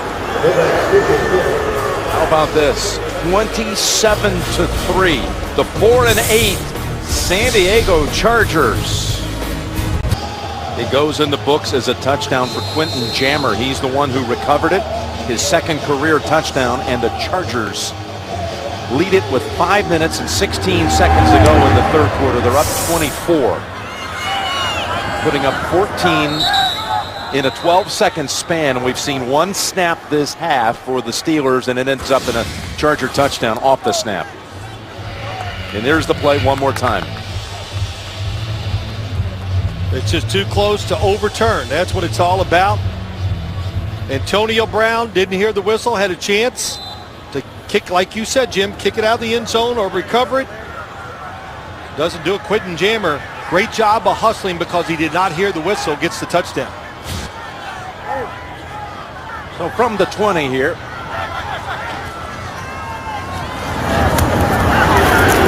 It's the pass over to Heath Miller for 3.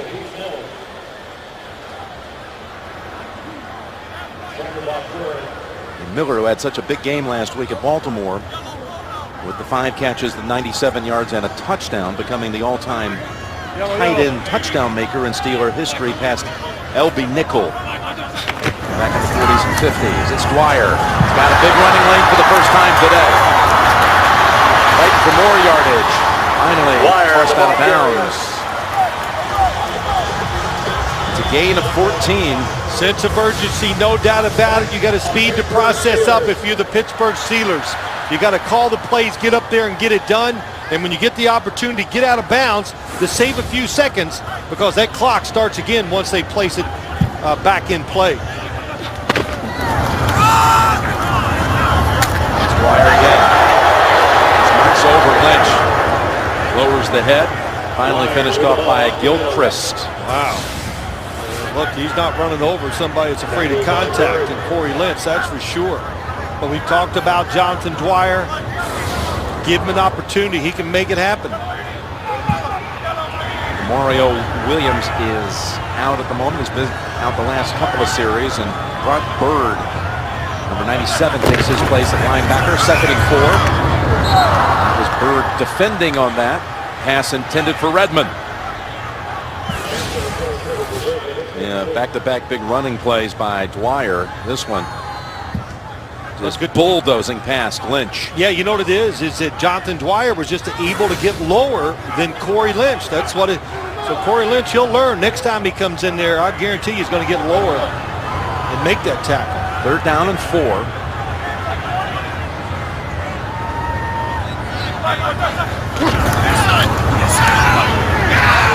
There's pressure. Roethlisberger has the 1st down. And over to the San Diego side off that scramble for 8. Ben Roethlisberger, keep him in the pocket. It's a blitz. Takeo Spikes comes up the middle. He picks a side and just opened up the running lane for Roethlisberger, who knows it's man coverage and knows when to run as well as any quarterback in the league. One thing I do like is here, look at his defense. Everybody near the line of scrimmage, stay aggressive. 1st and 10, that injury to Mario Williams, an ankle, questionable. A return and another little toss over to Antonio Brown. Gain of about 9. On that field goal drive right before half, the San Diego Chargers defense did play as careful as they played all day by far. And they got to this position because they've been aggressive. I know they got a big lead, so it's a fine line. 97, 97.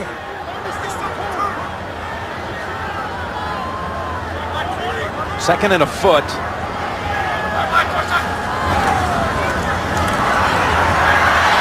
Roethlisberger goes to Wallace, and Wallace has the catch and the touchdown. Perfect strike from Ben. And he beats Quentin Jammer, and Wallace and Roethlisberger have another long connection. Yeah, what a throw. Ben Roethlisberger under pressure. I thought somebody was going to grab his arm. I'm not sure they didn't. That was his hip. They did. They did get a hold of him. He pulls right out of it. And Mike Wallace inside widens Quentin Jammer out just enough to get that space. Well, what a good job by Mike Wallace. Good coverage too, but a perfect throw. 40 yards. That's the 14th touchdown, covering at least 40 yards between Roethlisberger and Wallace all time. And a flag is out before the extra point. 12 men on the field. 12 men on defense. Penalty will be enforced on the kickoff. Well, enforcing that on the kickoff might be at least make you think about an onside kick when you're down this much, but there's still a lot of time to go. Yeah, you think about a lot of things. Pooch kicking it, kick it high in the air, try to get them inside the 10-yard line. Definitely opens up some possibilities for you.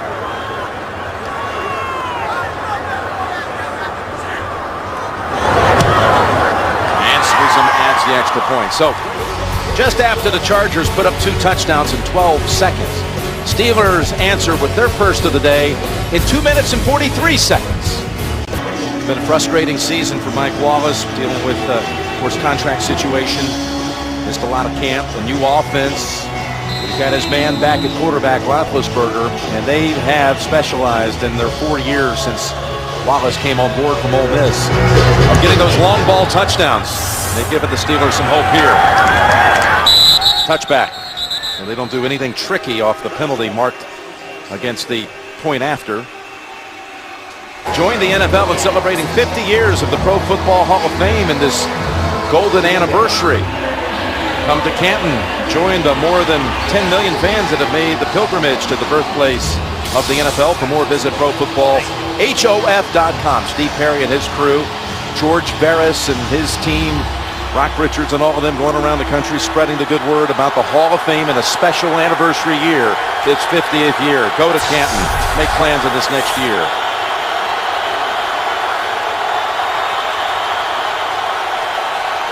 Crowd now definitely activated as Matthews dives for a yard. Update time. Let's send it back to James Brown and my man Dan Marino in New York. Hey, Jim, it's the NDD. And Jake Locker, he draws back 3 steps, but Cassius Vaughn sits all over it, intercepts it for a touchdown. 21-20 Indy. Our guys, Jim Nance, Phil Simms. Wow. Wow is right. You look at that, and what do you think? I'm just thinking of that noise that I see or can hear in that dome in Indianapolis. Yeah, we got a little bit of that right here. 2nd down and 9 as the Steeler fan base is definitely creating a stir here. A little pass over to Spurlock. Let's send it right back to JB and Dan. All right, Dan, take her away. Bears and Vikings. Jay Cutler, this is his 2nd interception of the day. He steps up, overthrows his receiver, gets picked off by Harrison Smith. He goes down the sideline 56 yards for a touchdown. Catching the wall of blockers, 21-7 Vikings. Wow, who would have thunk it? Jim Nance, Phil Simms. Wow, how about it? Thank you, guys. Minnesota would go to 7-6 with a win there as the Bears are sinking. 3rd down, 3rd and 3.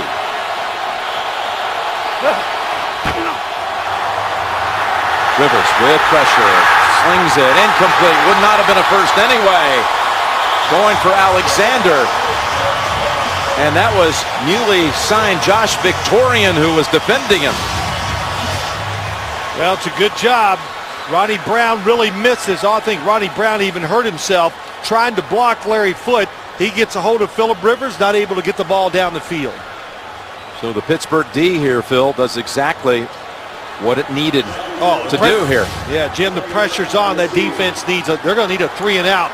A couple more of them in this game, I'm sure. Well, they got one there. And they fake the punt. They fake it. They go with Weddle, and Weddle has the first down. Can you believe that? I can believe it. What a call. The special teams coach, Rich Bisaccia, he must have seen this. They had it ready for the game, and what a time to call it. Nobody would expect it. Watch the snap to 32. McMichael gets the block on the outside, and Eric Weddle fast enough to get outside and pick up that first down. Yeah, he was able to beat Robert Golden. Yes. Yeah, to the marker. So that was a huge momentum changer right there. Eric Weddle rushing it out to the 32, and a new set of downs in the last minute of the 3rd. You got it. 3 more downs at least. Time off the clock in field position. Matthews, no gain. Hit right away by Larry Foote. That'll be the last time they'll snap it in this quarter. That was a play where Norv Turner was sitting there thinking, let's go ahead and try to win it right here. You see him knocking knuckles? Did they? I missed it. Yeah. It's going to be the end of the 3rd quarter with the score. San Diego 27 and Pittsburgh 10. You're watching the NFL on CBS, home of Super Bowl 47.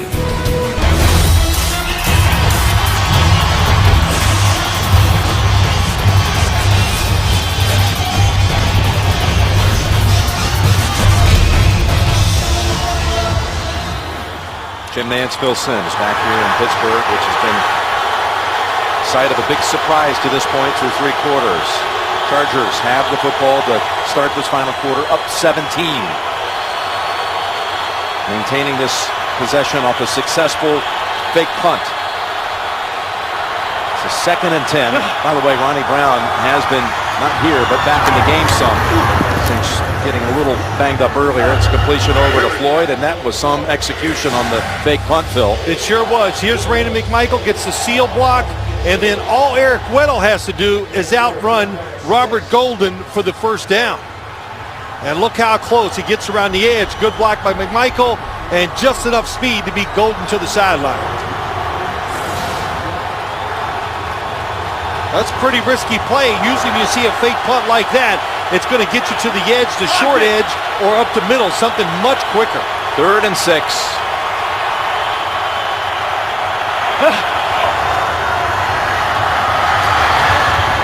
What a catch by Gates.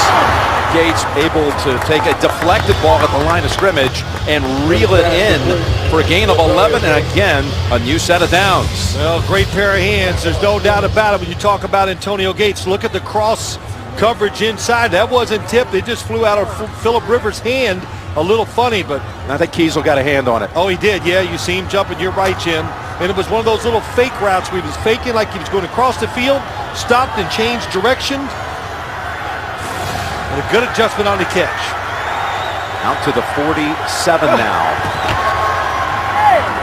Lobbing it over to Spurlock with a blocker in front. And Spurlock, that was Haslam out there throwing that block. That's the key. We talked about it earlier. Wide receiver screens. It's up to the tackles. Number 70, Haslam. Watch what he does. Releases, gets outside, and you got to get out of the way when the big fella comes. Alexander also throwing a block. Boy, gains 13. These are new plays that I haven't seen Norv Turner run in the past years because of the troubles of the offensive line. That's what you do. You find new ways to move the football, and those wide receiver screens, they've worked pretty well for him the last couple of weeks. First down at the 40. It's to Matthews. Bounce back by Timmons and Kiesel, and college basketball next week here on the home of the Final Four. Cody Zeller and the top-ranked Hoosiers will be taking on the Bulldogs of Butler on CBS Sports, 2 o'clock Eastern Time next Saturday. Starting to get the feeling these guys are really enjoying themselves out here today, which is exactly what Rivers and Coach Turner talked about. They wanted to come out here and enjoy the rest of the ride these last 4 weeks together. There's a great bond between the coach and the quarterback. Yeah, there's no doubt about it. Norv Turner just said, I want to give these guys a chance so they can feel good about themselves. And second and 9. Loss to Alexander for 5. You know, at times they've been caught with the cameras on him on the sideline. It looks rather animated because Phillip is so expressive. And he says if people only had a soundtrack to it, they would realize that those talks are not confrontational at all. Yeah, there's no doubt. Listen, when the head coach is the offensive coordinator calling the plays, they're going to spend a lot of time together, Phillip Rivers and Norv Turner, and they do have a great relationship, and they've worked well for each other. And Phillip Rivers looked at Norv after the news came out and said, let's don't let these 4 games get in the way of the great time we've had together. Let's finish it out the right way. Yeah, let's not let it put a damper on things. Let's go enjoy the heck out of these last 4 weeks is what Rivers said. And Rivers is bouncing around like a delay of game. Yep. Offense, 5-yard penalty. Happened in the first half. Which becomes a big 5 yards because, again, if you're contemplating field goal, that backs you out of range. They'll finish up with Carolina at the Jets and then hosting Oakland, the team they opened the season against with a win. Well, Jim, you look at this clock. Here's how I look at it. Even though you got 3 timeouts, the Steelers, a 2-minute warning, you need 3 scores. 2 touchdowns and a field goal right now. Can you get the football back 3 times to have a chance to win? 3rd and 9. Pass is incomplete. Kiesel, it was Hood, both of them chasing after Rivers, and they'll come out with the punting team. Yeah, that could be intentional grounding by Phillip Rivers. No receiver out there. Is he in the pocket? Oh, he looks like he might still be inside the tackle box. Now the flag comes out. Doesn't matter. Not going to make any difference. Intentional grounding. Quarterback also lost him down. 4th down. The way Cypress has performed in this game, it really shouldn't hurt him too much, although it certainly got Turner's attention. You know, I didn't even see it. Ronnie Brown is in the area. Here he comes across the formation, sneaks out. Oh, he gets hit. So Phillip Rivers really has no choice but to throw it away. But it really is a non-call. And I think you said it right, Jim. It just makes it easier for the punter. Gives him a little more room to pin him down inside the 10. Yeah, Cypress, who his coach said yesterday believes is one of the 2 or 3 best punters he's ever seen in this league. And he only practices 1 day a week because he's been dealing with a nagging hamstring injury all season, Cypress. 3 times today he has pinned the Steelers inside the 10-yard line. Now, they don't produce any points on this drive, but it looked like it was going to be a 3 and out. They end up burning off 6.5 minutes. Looks like a score.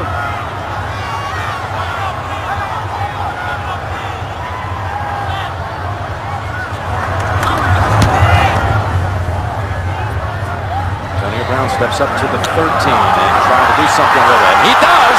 He breaks open the hole with a flag down before he is swamped by Jackie Battle.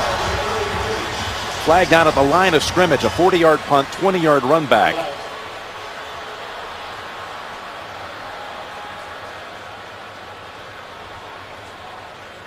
During the kick, holding, number 91, receiving team.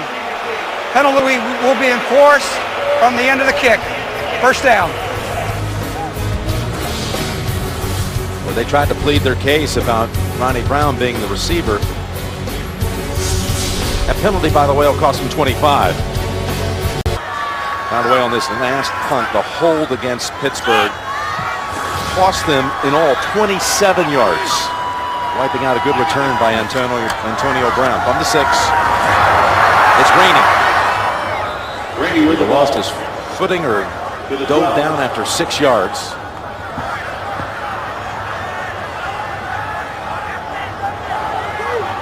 Pittsburgh doing the right thing, of course. Hurry up offense.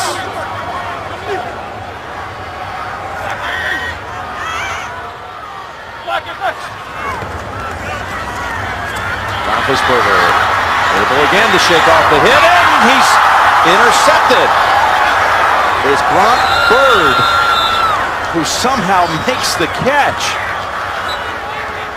That's his first interception thrown at home all season long. Yeah, he does. I think he sees him. I wonder if the glove did hurt him on this throw, but on the move, tries to throw it. So good in the pocket today. Gets away right there. Look at this catch. No, he didn't. He threw it the way he wanted to. Bird just made a really nice catch. I think he may have been hurt when he caught it too. I think he hurt his ankle. He reaches down immediately and grabs his ankle. Yeah, he was already in there just because of the injury to the ankle of Demario Williams and the former Texas Tech Red Raider from Odessa, Texas. Just read Ben Roethlisberger's eyes, made the nice move, and made a tremendous catch. His first career interception.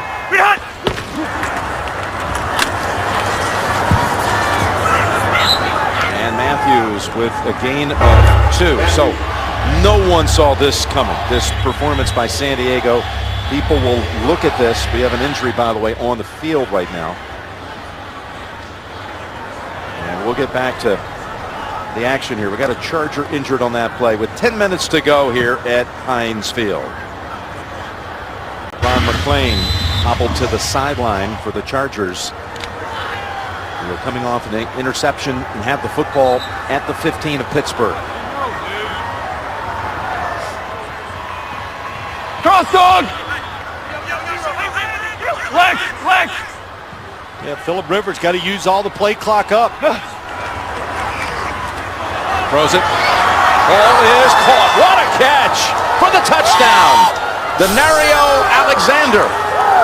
Rivers pass his second touchdown of the day from 15 yards out this time. Well, they were so excited. They thought if the Steelers, we can get in position and get some single coverage outside. This is what this is.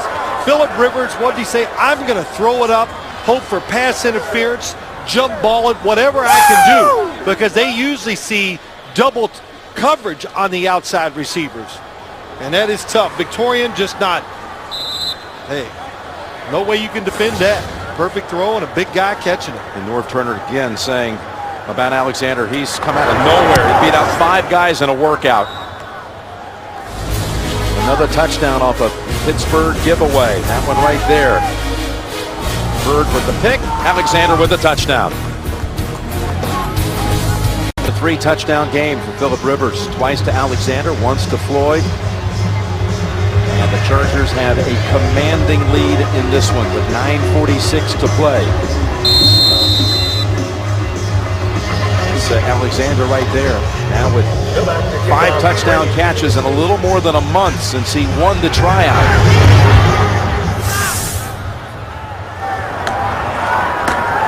Rainey from the goal line.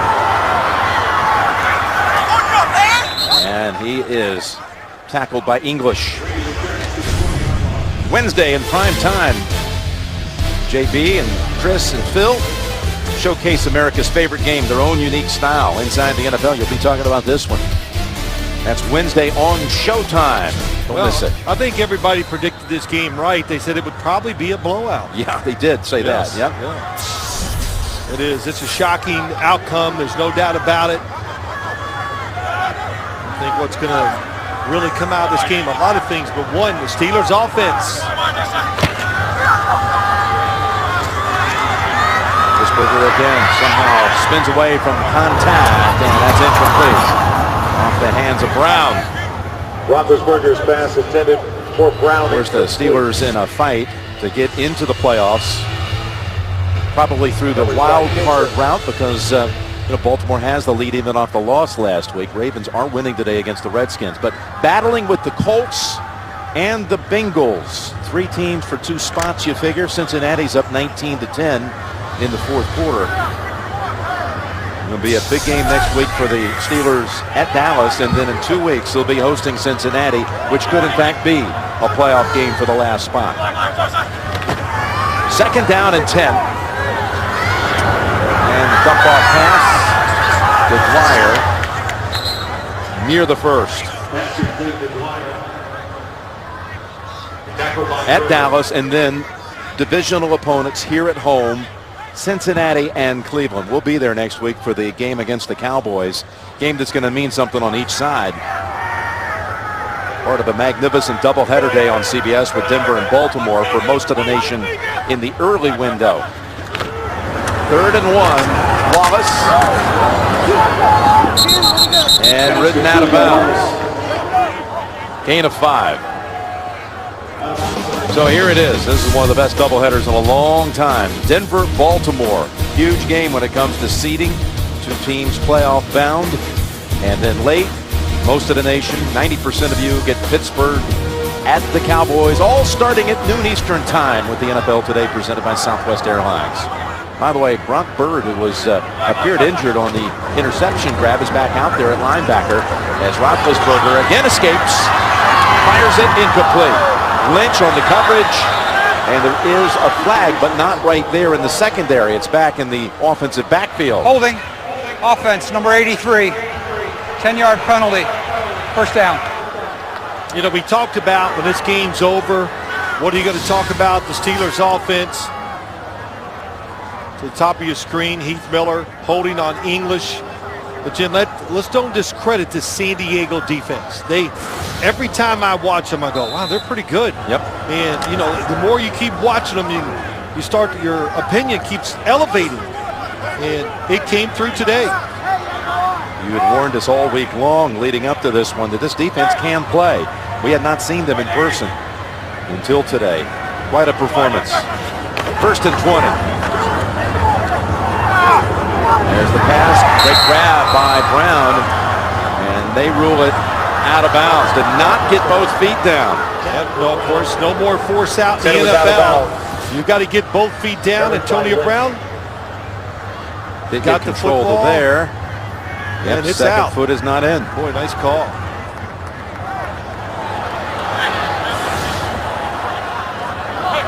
Mike Tomlin was kind of concerned about this game when we were asking him about Ben's health. He said, I've got no reservations physically about Ben. I'm worried about the other 10 men on offense, and I just hope they need some sense of urgency. Yeah, they still have it. That's right. You can't have, this can't be an exhale opportunity is what he said. Yeah, because the quarterback is back. Over to Wallace. He got the feet down, and he's about a yard shy of the first. I think one thing we were right about, though, Jim, was we watched practice on Friday. I kept saying, man, Ben looks quick. And we were having some laughs. Not that he's ever noted to be fast. He's very mobile in the pocket, but he's moved around absolutely terrific today. So that injury hasn't slowed him down at all as far as his thinking, how he's going to play the game. 3rd and a yard. Inside of 8 minutes. Coming inside. After the 19-yard completion to Wallace. And another one to Mike Wallace for the 1st down. This is the first game Ben Roethlisberger's ever played as a father. during that stretch when he was out with the injury. His wife Ashley, in fact, the day before Thanksgiving, gave birth to Ben Jr. And Dad was hoping for a victory here today to be able to take the game ball home to, quote, the little man, who actually is here today. He's up in one of the suites, attending his first NFL game. Here's Roethlisberger. And that is Miller's third catch, the only one of any significant gain on the day for Miller.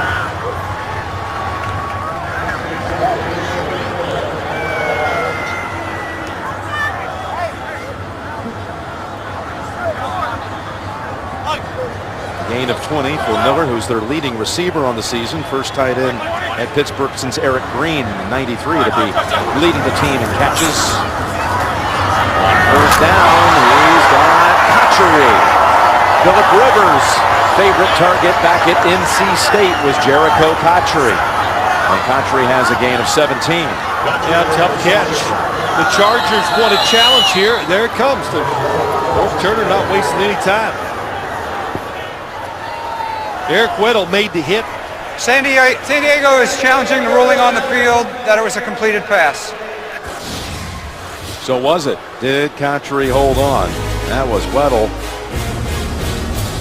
Had to go to the ground with it, and the ball did squirt out. Back here in Pittsburgh, and they're reviewing this one. The challenge issued by the Chargers. They say, no, this should not be ruled a catch. Cotchery trying to go to the ground with it. Contact to the ground. You must hold the football for an element of time. He did not. After reviewing the play, the receiver did not maintain possession of the ball. It is an incomplete pass. It'll be second down and 10 on the 28-yard line. Please reset the game clock to 6 minutes and 47 seconds. Thank you. San Diego is not charged with a timeout. You know what this game is going to show us all, Jim, as we come down to these last 3 weeks. Don't say, oh, this game means nothing to this team. And this, we see it every year. And the NFL, it's not the old NFL where teams pack their bags early. They always know something is at stake. So second and 10. Roethlisberger obey and incomplete. That's going to be a flag. That's going to be on Kaysen. On the back of Brown.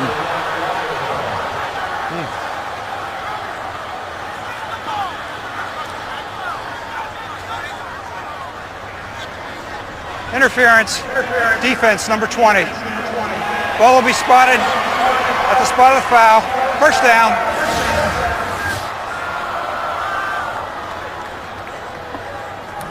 Good view from down there. I guess you say the contact got there before the football did. Pretty bang bang.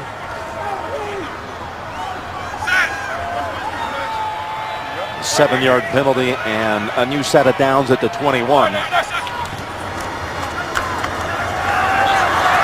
out with it. Ben to the sideline, right on the first down marker. Roethlisberger to the 10 and out of bounds. Chargers are fine with that because the clock keeps on running. Once they respot it, which they're doing right now, that clock restarts. Even though Ben Roethlisberger got out of bounds, that rule changes inside of 5 minutes in the fourth quarter. 2 minutes in the first half. First down from the 11. All kinds of time to the end zone. Ball is caught. It's Wallace, and he has a two-touchdown game. What a catch. From 11 yards out. 3 pump fakes and a completion later for the touchdown. Wallace, top of your screen. 1 fake, 2, 3. Let me throw it. And Mike Wallace, good job of attacking the football and catching it with your hands.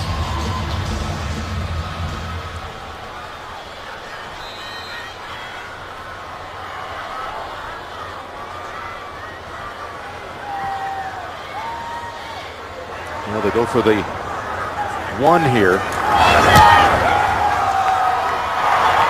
Yeah, I thought that perhaps with it being a 3-score differential, you might want to go for the 2, and you could have got it down to a 2-score game. I don't understand that. You're absolutely right, Jim. I mean, that just added another possession needed. Yes. Well, I'll tell you what happens as you are just relieved you score, you lose track of the game and what your team needs and give them a chance to still come back. 2 scores with 6:07 to go. Still have a chance. We've seen it many times. You and I have done games where we go, well, we're thinking to ourselves it's over. We don't say it. We always say the same, boy, I'm glad we didn't say it. I'm sure Norv Turner, he's over there probably already crunched the numbers, and he's relieved that it stays a 3-score differential. Great point. So Wallace with 4 receptions on that drive. The last one being the touchdown. Roethlisberger, who told us on Friday that just want to get in the dance. That's all we want. We can win it from there. We've proven that before. We've won as a 6 before. Just want to get in the dance. Well, the defense has really come around for the Steelers, but there's a lot of mystery still to this team. You said it to me, losing to Tennessee, losing to the Raiders, struggling against Kansas City, losing to Cleveland, and so far losing here today. Should be an onside kick. And it's over the first line, and it is caught by Ingram back at the 33. Well, we're on the road, of course, to New Orleans, February 3rd. Super Bowl 47 on CBS. Here's a little flashback. Super Bowl 43, James Harrison. He was the NFL Defensive Player of the Year. What a play he made.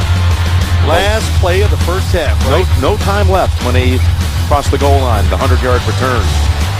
And Pittsburgh won it 27-23. 56 days to go. So we're down in the Bayou City of New Orleans, the Crescent City.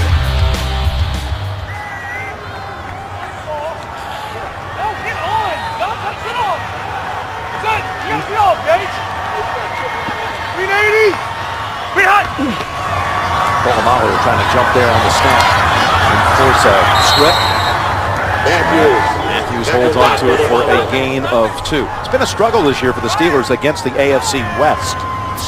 And you think about it, they lost at Oakland, blew a 10-point lead out there, lost the season opener, in fact, at Denver, and really struggled here in sloppy conditions. The game Roethlisberger got hurt, had to win in overtime to beat the Chiefs. Right. So unless something dramatically changes here the last 5.5, they'll be 1-3 against that division on the year. The last play, you could hear Phillip Rivers, get on, you get off, Gates, get up. 2nd and 8. Rain's coming down pretty forcefully now as Matthews again will take some of the time off the clock with a gain of 3.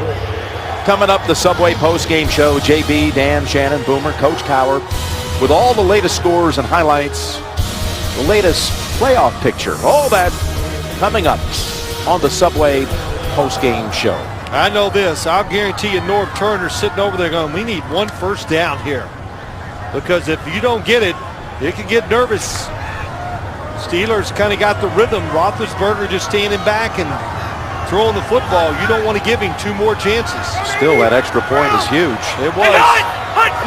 17.3 score margin, and Matthews going nowhere as Ziggy Hood comes across, and they bust across the line to force the 3 and out. Yeah, you're right. When you put it that way, 3 scores, that makes it almost impossible to get done.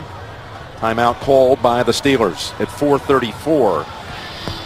So the Chargers, you know, we talked about it, how much do you put into it. Doesn't affect these guys on the field necessarily, although a lot of Steelers certainly who have been around for some of those past regular season wins against the Chargers, and Phillip Rivers was on the losing end of a few of those, but Rivers used that as a motivational tool against for his team against the Steelers going into this. Guys, we've never done this. Is something we can make history. We can win for the first time ever as an organization in the regular season at Pittsburgh. 0-14 before today. Yeah, and look, they were looking for everything, talking to themselves. That's what you do. You give yourself incentive. That's why Phillip Rivers brought it up to his teammates. Fair catch called by Brown at the 27. Antonio Brown with a fair catch. 4:27 to go. So Somebody just tuning in sees this score, says, wow, Roethlisberger must have really been rusty today. And what do you say? Or maybe they played him too soon. Well, they definitely didn't play him too soon, Jim. You know, we heard it from the Steelers. The doctors said it. We're watching the game today here, moving around great. And when the receivers have been open, he's been pretty accurate. Not as great as they throwing the football, but pretty damn good. This time he's going down. They finally were able to get to him, and it's Corey Liuget. Corey Liuget said, I can't wait. I want to take Big Ben down. And I said, when you go on the field for this game, the first thing you're going to say to yourself when you see Ben Roethlisberger, he's a big dude. There's a reason why he shakes off a lot of tacklers. He spun away so many times, but unable to get away from Liuget on that occasion. 2nd and 17. And knocked away, incomplete. Kaysen defending on Brown, and Gilchrist over there as well. Is Corey Liuget, who had the sack the play before, is quite impressive. And you think this is the building block for the future for this team. But, you know, you look at Franklin on that line, Martin, who was injured before today, Reyes, Cam Thomas, impressive bunch. This young man, though, by the way, playing with a very heavy heart. His Illinois teammates involved in that fatal crash last night. Jerry Brown was a teammate of his at Illinois, and the car driven, of course, by an intoxicated cowboy, Josh Brent, who was arrested yesterday afternoon. All of them were teammates at Illinois. Batted away by Lynch. Roethlisberger's pass intended for Sanders. I think you said it right when you talked about Coverage Corey by Liuget. Legit is that, you know, he's what they're going to build around, I think, on the defensive side. They also got somebody who didn't play today, Jim, Donald Butler, a linebacker, who I think is terrific. The thing I like about some of these players on the defensive side, they play so many plays and are able to give that all-out effort through the whole game. Steelers decide to just go ahead and punt it away. As Butler's punt is covered up at the 1-yard line. That is Van Dyke back there, DeMarcus Van Dyke, after a 79-yard punt. Take note. Here's the summary. The first touchdown of the game went to Alexander late 2nd quarter. And then the big stop on 4th and a foot led to a Charger field goal. It was 13-3 at the half, then 20-3 off the pass to Floyd. Seconds later, this was ruled a fumble and a recovery for a touchdown by Jammer. Steelers got one back, 40 yards to Wallace. Then to change the momentum back, the fake punt executed with the up back Weddle picking up the first down. The interception by Bird led to this score. Rivers with another touchdown pass, his 3rd of the day, back to Alexander. And now we have just 3:35 to play.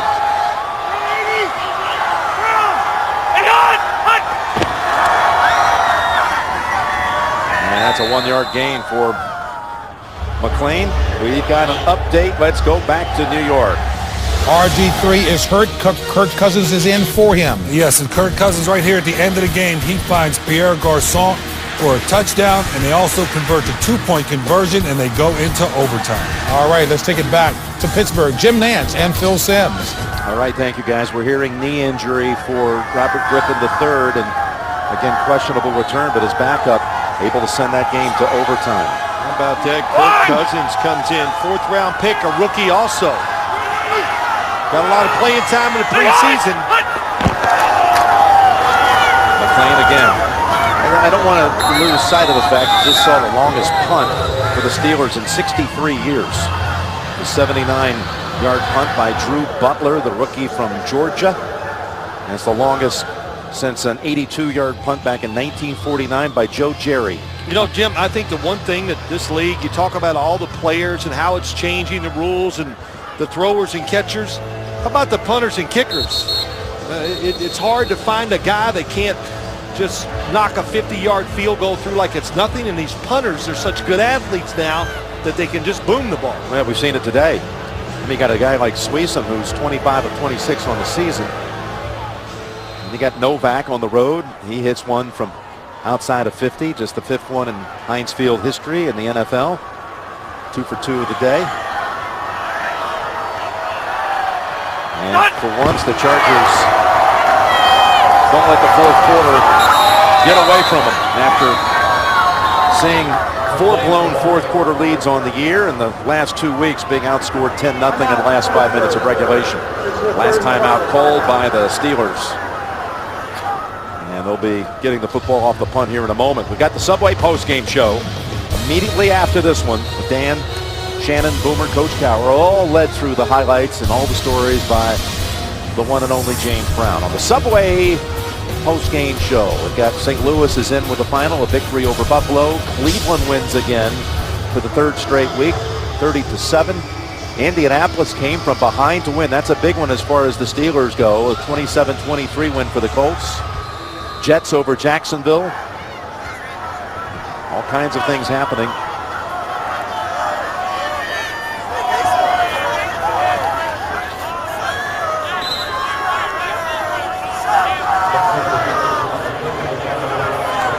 Be a sweet one for Rivers and company. He was giving us the math. He says, you know, they can say whatever they want about Coach Norv. We've done some great things together, and they've fought the last 2 years significant injuries. His point was, if we can win the last 4, that'll give us 60 wins together in 6 years. That's pretty strong. When you talk about averaging 10 victories a year, not many coaches or teams can do that. Be a lot of people sign up for that right now. Yeah, it's a shame. It's like Norv Turner said. It's just for that news to come out, and the fact that it probably leaked from his own building. From their own building. Yep. That's disappointing, but got to really be proud. I mean, it's going to be a proud moment as a coach to know that your team responded and came here knowing the situation, and they played hard for you. I think that says a lot. It's got to be a big deal for him. First down. Fights off the sack, and it goes to Miller to the 31. We'll run to the line here as they try to get as many plays in before the 2-minute warning. Gain of 13.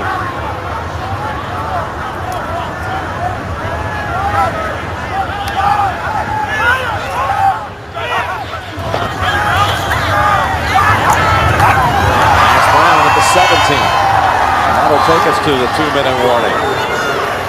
34-17, 2 minutes to play. You're watching the NFL on CBS. Phillip Rivers with his pal Charlie Whitehurst, his backup, just waiting for these last 2 minutes to elapse to celebrate what would have to be the sweetest point of the season. A victory over a team fighting for a playoff berth, playing them on their home field with this kind of performance. To the end zone, Roethlisberger is going for Burris, and it's incomplete. Again, we talked about it earlier, but some folks may have missed it. We talked to Norv Turner about all the reports that have been swirling this week that he was going to be fired at the end of the season. He had not made really any public statements, but he told us yesterday, look, guys, I think we all know what the final outcome is going to be. Again, just disappointed it was leaked out of our own building. But he's so intent on trying to show that his coaches, his young players can feed off of this for their futures. 2nd and 10. The pass over to Rainey, and Spikes has hold of him with a flag down. I think you're right when you talk Legal about hands to the face, number 78 offense, 10-yard penalty, 2nd down. Sending these players out the right way, Jim, by playing these last 4 games with a purpose. They're off to a tremendous start, but also just to show you what kind of man Norv Turner is, very concerned about his coaching staff. In this NFL, once you're a coach in it, you never know what a staff, if they change it or fire the head coach or whatever, it's hard to land a spot. A lot of people want to coach in this league.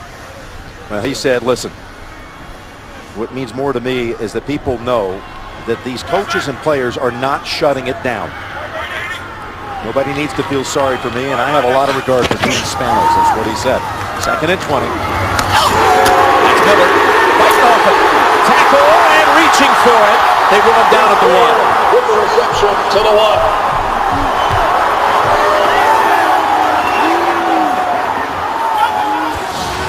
What an effort by Heath Miller. And he knows the proper spot. Very good mark, just short.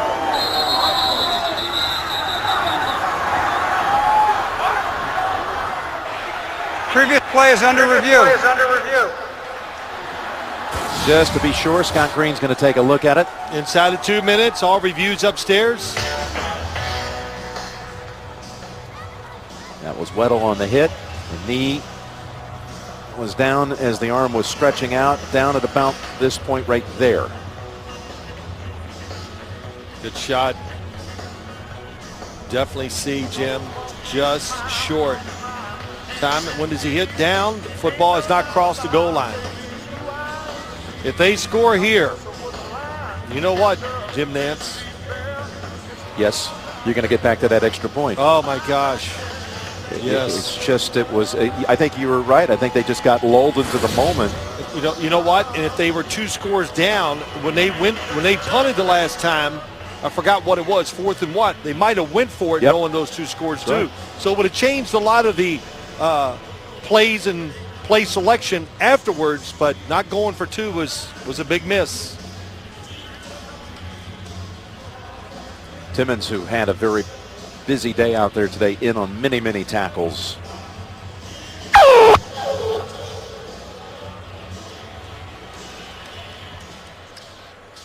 Ryan Clark. After reviewing the play, the receiver was short of the goal line, down by contact. It's first down, the half-yard line.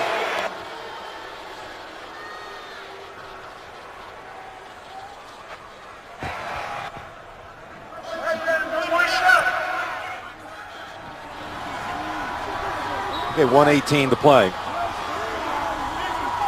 And Rainey is the running back.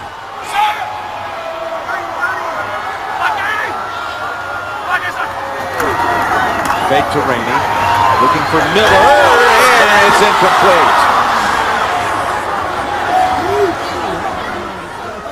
Roethlisberger's pass intended for Miller. By the way, the Cowboys looking for the game winner with 4 seconds to go at Cincinnati, and the kick is good by Bailey. That's huge news for the Steeler fans. The Cowboys pull off that win on the road, battling all those emotions.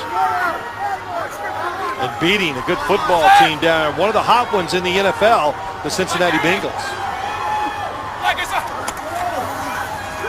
Second and goal and a touchdown. Antonio Brown.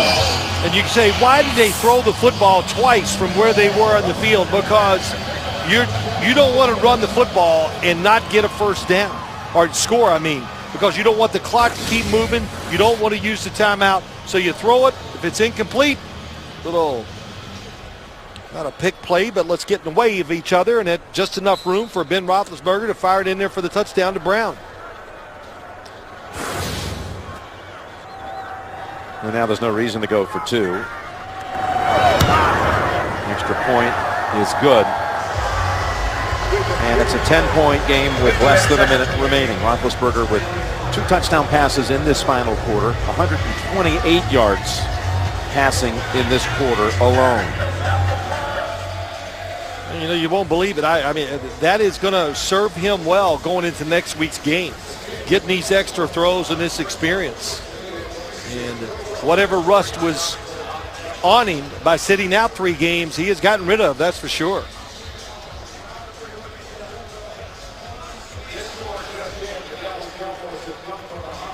But just announcing the Cowboys score here to those that are still in the building, and that is really welcome news on what's been an otherwise dreary day for the Steeler faithful. Pittsburgh and the Cowboys will be tangling next week, both coming into the game at 7-6, both really needing a victory. And what a logjam we have in the NFC East meanwhile. Onside kick, and it's recovered by the Chargers. That is Gatchkar on the ground with it.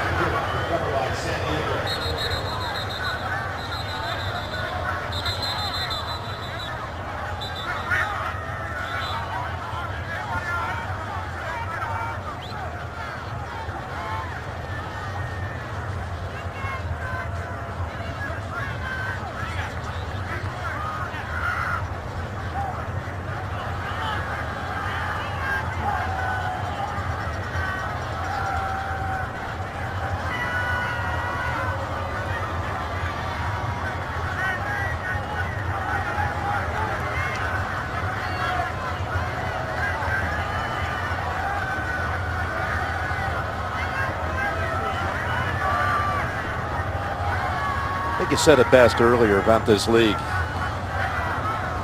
You just when you think the predictable is going to unfold, you get a performance like Kansas City last week, or Dallas today, or even take a San Diego season after all the news that have been reported this week. Look, you got a football team that's 4-8, and the rumors come out about their head coach. So the story, that is what we all perceive. It's got to be a big letdown. This team's just going to, so-called say we're going to mail it in. Hey, think about how they did this again today. You come in here with all of that against you, and then you have 3 new starters from the week before on the offensive line out of your 5 front. 3 are new starters. A couple of guys, you don't even know their names. They just signed them in the last couple of days against the #1 defense.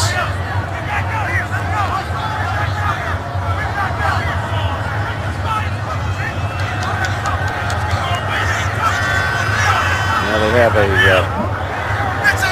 technical issue with the microphone, but the penalties against the Chargers, so they will be re-kicking from midfield. You get another stab now at the onside kick. Well, whatever the penalty was, we didn't get the signal, but it had to be a personal foul. It's 15 yards.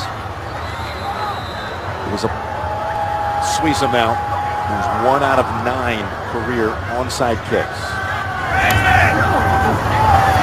Pops it right over that front line, and out of bounds with it goes Spurlock. So here's the AFC playoff picture. Now we receive news the Redskins win it in overtime over Baltimore. How about that? What a comeback, backup quarterback.